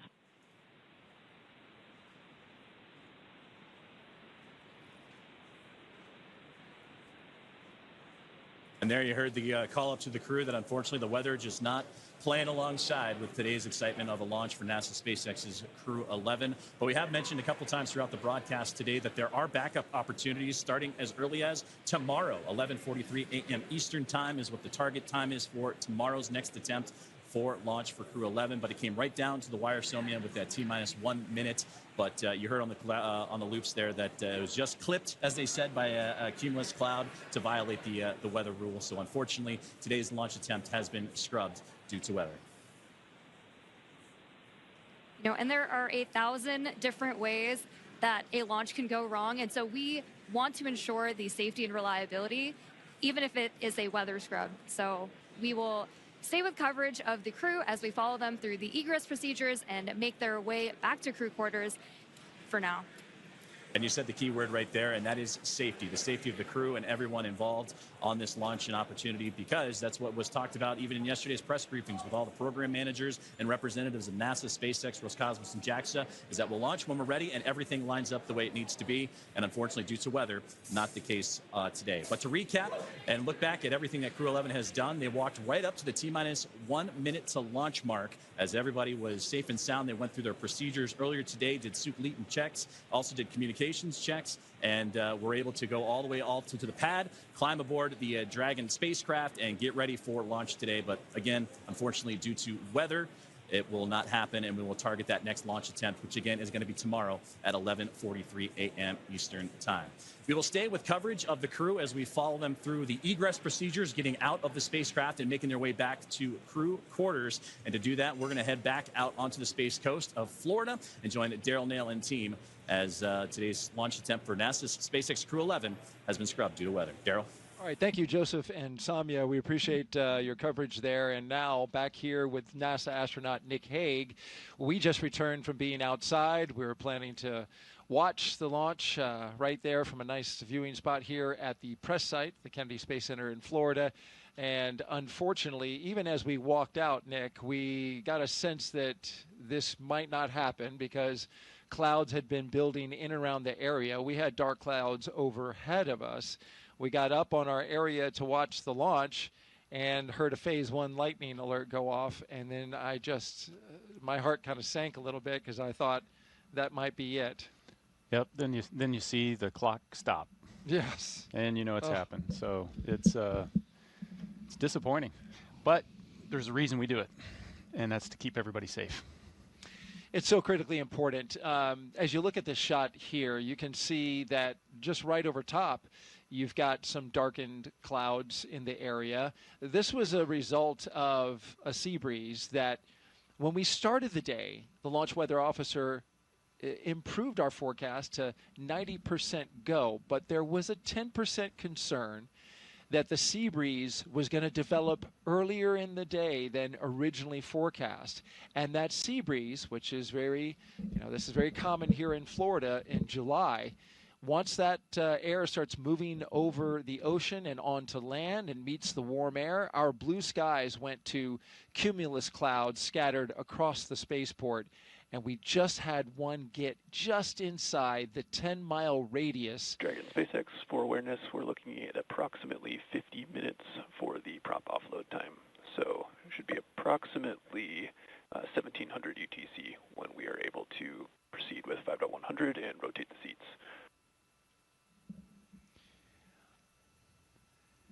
Dragon copies. We're looking at about 50 minutes for prop offload. So 1700 ETC for the rest of 5.100 and seat rotation. Good readback. And so what is that, real quick, what does that mean, Nick? They are going to rotate the seats? Yeah, so it's important to know that right now you're looking at a fully fueled rocket with an armed launch escape system.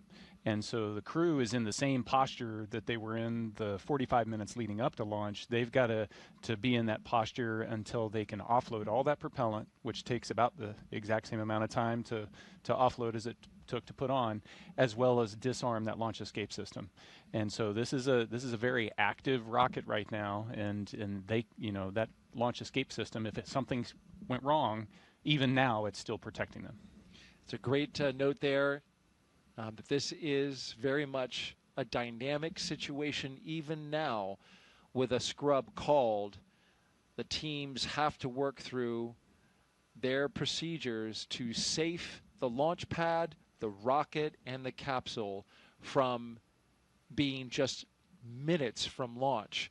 And we were in that posture ready for launch, and now we have to undo that, right? Yeah, very carefully. You got to back out of all of that, and then once the rocket is defueled, we've got all the fuel out of there. We can disarm the launch escape system. You still need the pad team to be able to come and get out there to get into the white room and help open up that side hatch and get the crew out. And so the scrub process is not a quick one. Just to finish a thought that I had said, and I think this view on the left basically shows you what the issue is. That's rain on the right half of the screen there. That's a rain cloud with rain coming down. And on the left hand, we were dealing with sun poking through the clouds on our side. We could literally see the clouds kind of going over top of our heads, getting close to the pad. And the standoff area is 10-mile radius around the pad for these dark clouds and cumulus clouds. And that is a safety factor. We'll talk a little bit about that. That is because you don't want to send a rocket through a tall cloud like that could generate some energy from the rocket passing through it. Yeah, just the same as if you're on a commercial airline flight, you don't necessarily want your pilot to take you through a severe thunderstorm. We don't want to do that with a rocket. And so we are erring on the side of safety in this situation. But as Nick pointed out, the rocket that you are looking at is a fully fueled, ready to launch Falcon 9. As we now see, they are starting to allow some of the liquid oxygen to vent off as they begin detanking the rocket from its super chilled liquid oxygen and its RP1, which is the kerosene-based propellant. Dragon, SpaceX, propellant offload update, estimating about 45 more minutes for propellant offload. Dragon copies, additional 4 or 5 minutes for prop offload. Now, as you recall your procedures for the crew, getting out of the capsule and getting back into their vehicles and going back, take me through the timeline of the scrub procedure. Yeah, it's a fairly straightforward procedure. You're running the launch procedure in reverse, essentially, and so they're strapped in. The seats are rotated up in a launch configuration.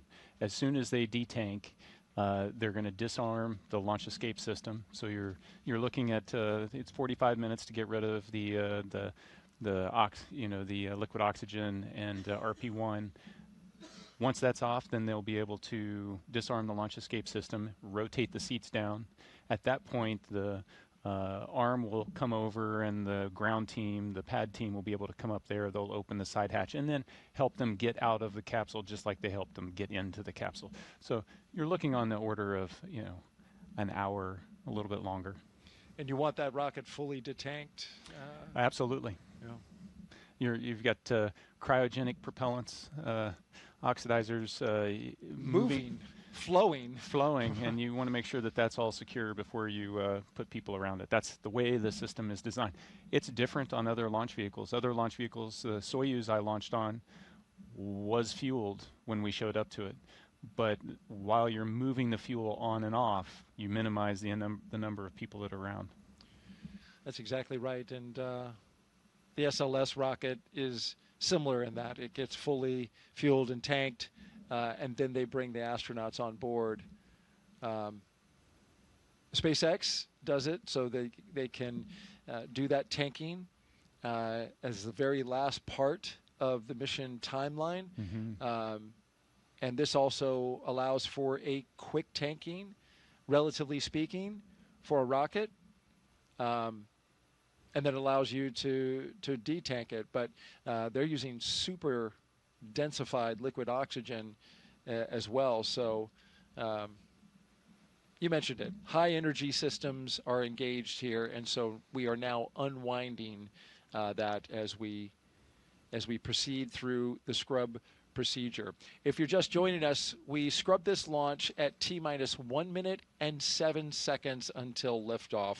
We had a healthy rocket, a healthy spacecraft, we had a clear range, and we just had weather in the area, a cumulus cloud that just clipped the radius nearby within the launch area, the 10-mile radius.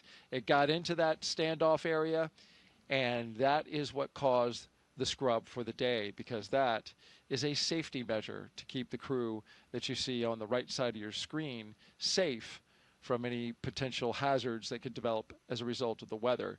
And this view gives you a clear look at exactly where the clouds ended up now just about 10 minutes after when we were supposed to lift off, right over top of us. They were certainly in the area. We heard the lightning warning go off, and so we knew when we were standing out there watching this launch that that was a bad sign. But it's interesting. I've seen it go both ways, right?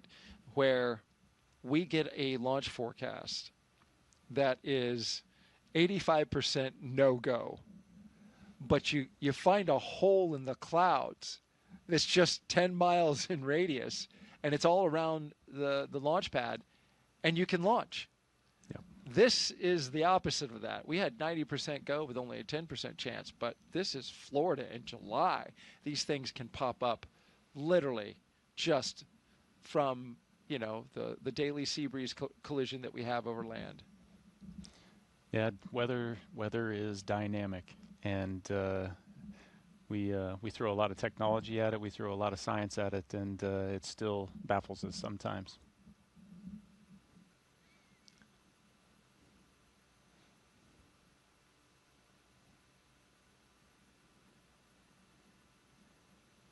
So the mental shift that you make when this happens, you've got to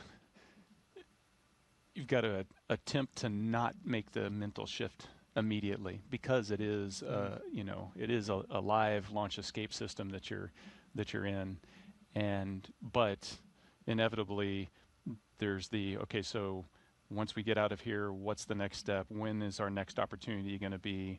They've already been looking at weather predictions for days out, so they understand what the impacts to the phasing and the mission profile might be, the potential for bad weather in the upcoming days, and so they're already starting to think about, okay, so what's the next opportunity, and then having to get into the psyche of, okay, let's do this again, and it is to the T, to the minute, do it again. So it's very much a Groundhog Day. All of it, every single minute of the, roughly what do we 6-hour countdown where it begins for the astronauts. Mm-hmm. And you mentioned the backup days. Joseph mentioned those before. He tossed over to us, but it's worth mentioning again. Our backup opportunities are tomorrow, Friday, with a T0 at 11:43 a.m. Eastern Time. Our coverage would begin at 7:30 a.m. on NASA Plus. The weather for tomorrow is just a little bit better than it was today, but what does that tell you, right? We scrubbed today. It's 85% go. The concern is the same, because the same pattern could develop. It's cumulus clouds building up and around the pad, but I will add this. We have moved a little earlier in the day, so the later that sea breeze develops, the better opportunity we'll have for getting some clear weather. If we can't do it tomorrow, then our next opportunity would be Saturday, August 2nd. We'd still have an 85% go for Saturday. Same concern with cumulus clouds here at the launch pad. In both of those cases, well, let me talk about the backup number 2. The T0 for that day would be 11:21 a.m. for a launch, and that would be an instantaneous window. And you can see the pattern. We move about 22 minutes early every single day that we delay from this particular T0 today. And of course, that's orbital mechanics. We've got time. You want to explain that one? Yeah, sure. So the international. Oh. Yeah, no, you've got to wait for the plane of the orbit of the station to cross overhead, and it just works out each day that it's a little bit earlier. Unfortunately, if it had come overhead a couple minutes earlier today, they would have been able to launch. The weather would have been clear.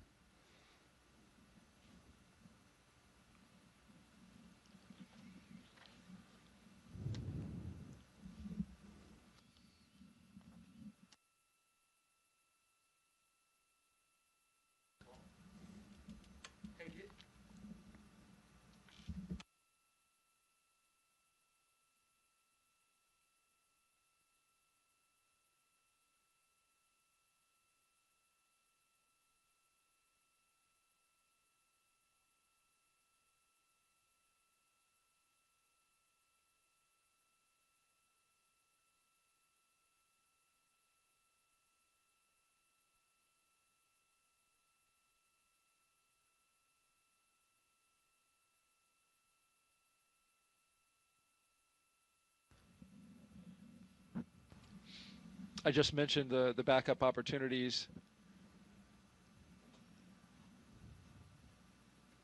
One thing about both of these next launch opportunities, unfortunately, we're going to really have our eyes set on the ascent corridor, because now there is a trough that is approaching a line of storms coming across the eastern part of the U.S., and it is going to make its way out into the ocean, and so that could disturb the weather along the ascent corridor, which is an area where if Dragon were to suffer some kind of anomaly, something that wasn't expected and needed to come off the top of the rocket, it would splash down along the ascent corridor. There's concern about the sea states, right? How much it's sloshing around is going to be out there in the ocean. You need good conditions, a baseline of conditions, in order to pull astronauts out of a floating capsule with a helicopter and a boat. Yeah, it just shows the complexity, the scale of the problem that you're dealing with. It's not a forecast at a particular point, you know, on the surface of the Earth, you know, at the launch pad. It's, if you imagine this 3D trajectory of the rocket's path going up to orbit, you've got to clear all of that for weather, but not just clouds and rain and severe thunderstorms, but like wind shear and drastic changes in the wind direction can create problems for the rocket. And then, in case, you know, there was a need to return them early or to abort, you also have to clear the weather on the surface along that path as well.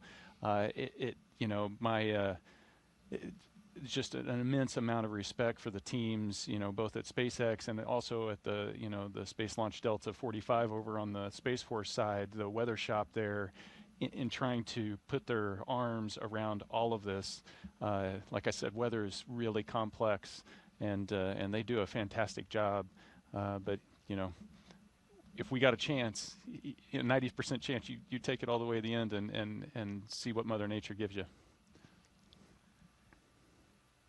And I'm sure, as an astronaut, when it's your arse in the seat, you want that level of awareness, that level of scrutiny given to the weather throughout the trajectory, throughout the launch area and the launch period. Oh yeah, you know, the immense respect for them, knowing that their job is watching my back. And Dragon SpaceX propellant offload update, estimating 37 more minutes for propellant offload.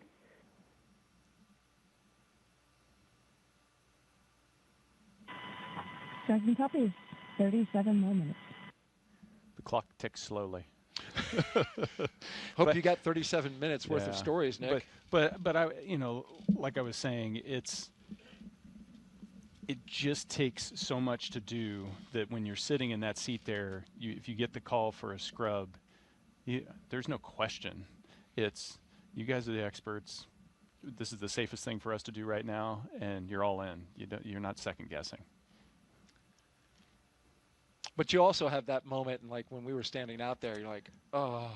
There's the disappointment. There's the knowing you're going to have to go through this all again. I mean, the disappointment not just for the crews, but, you know, the team that's in quarantine with the crew.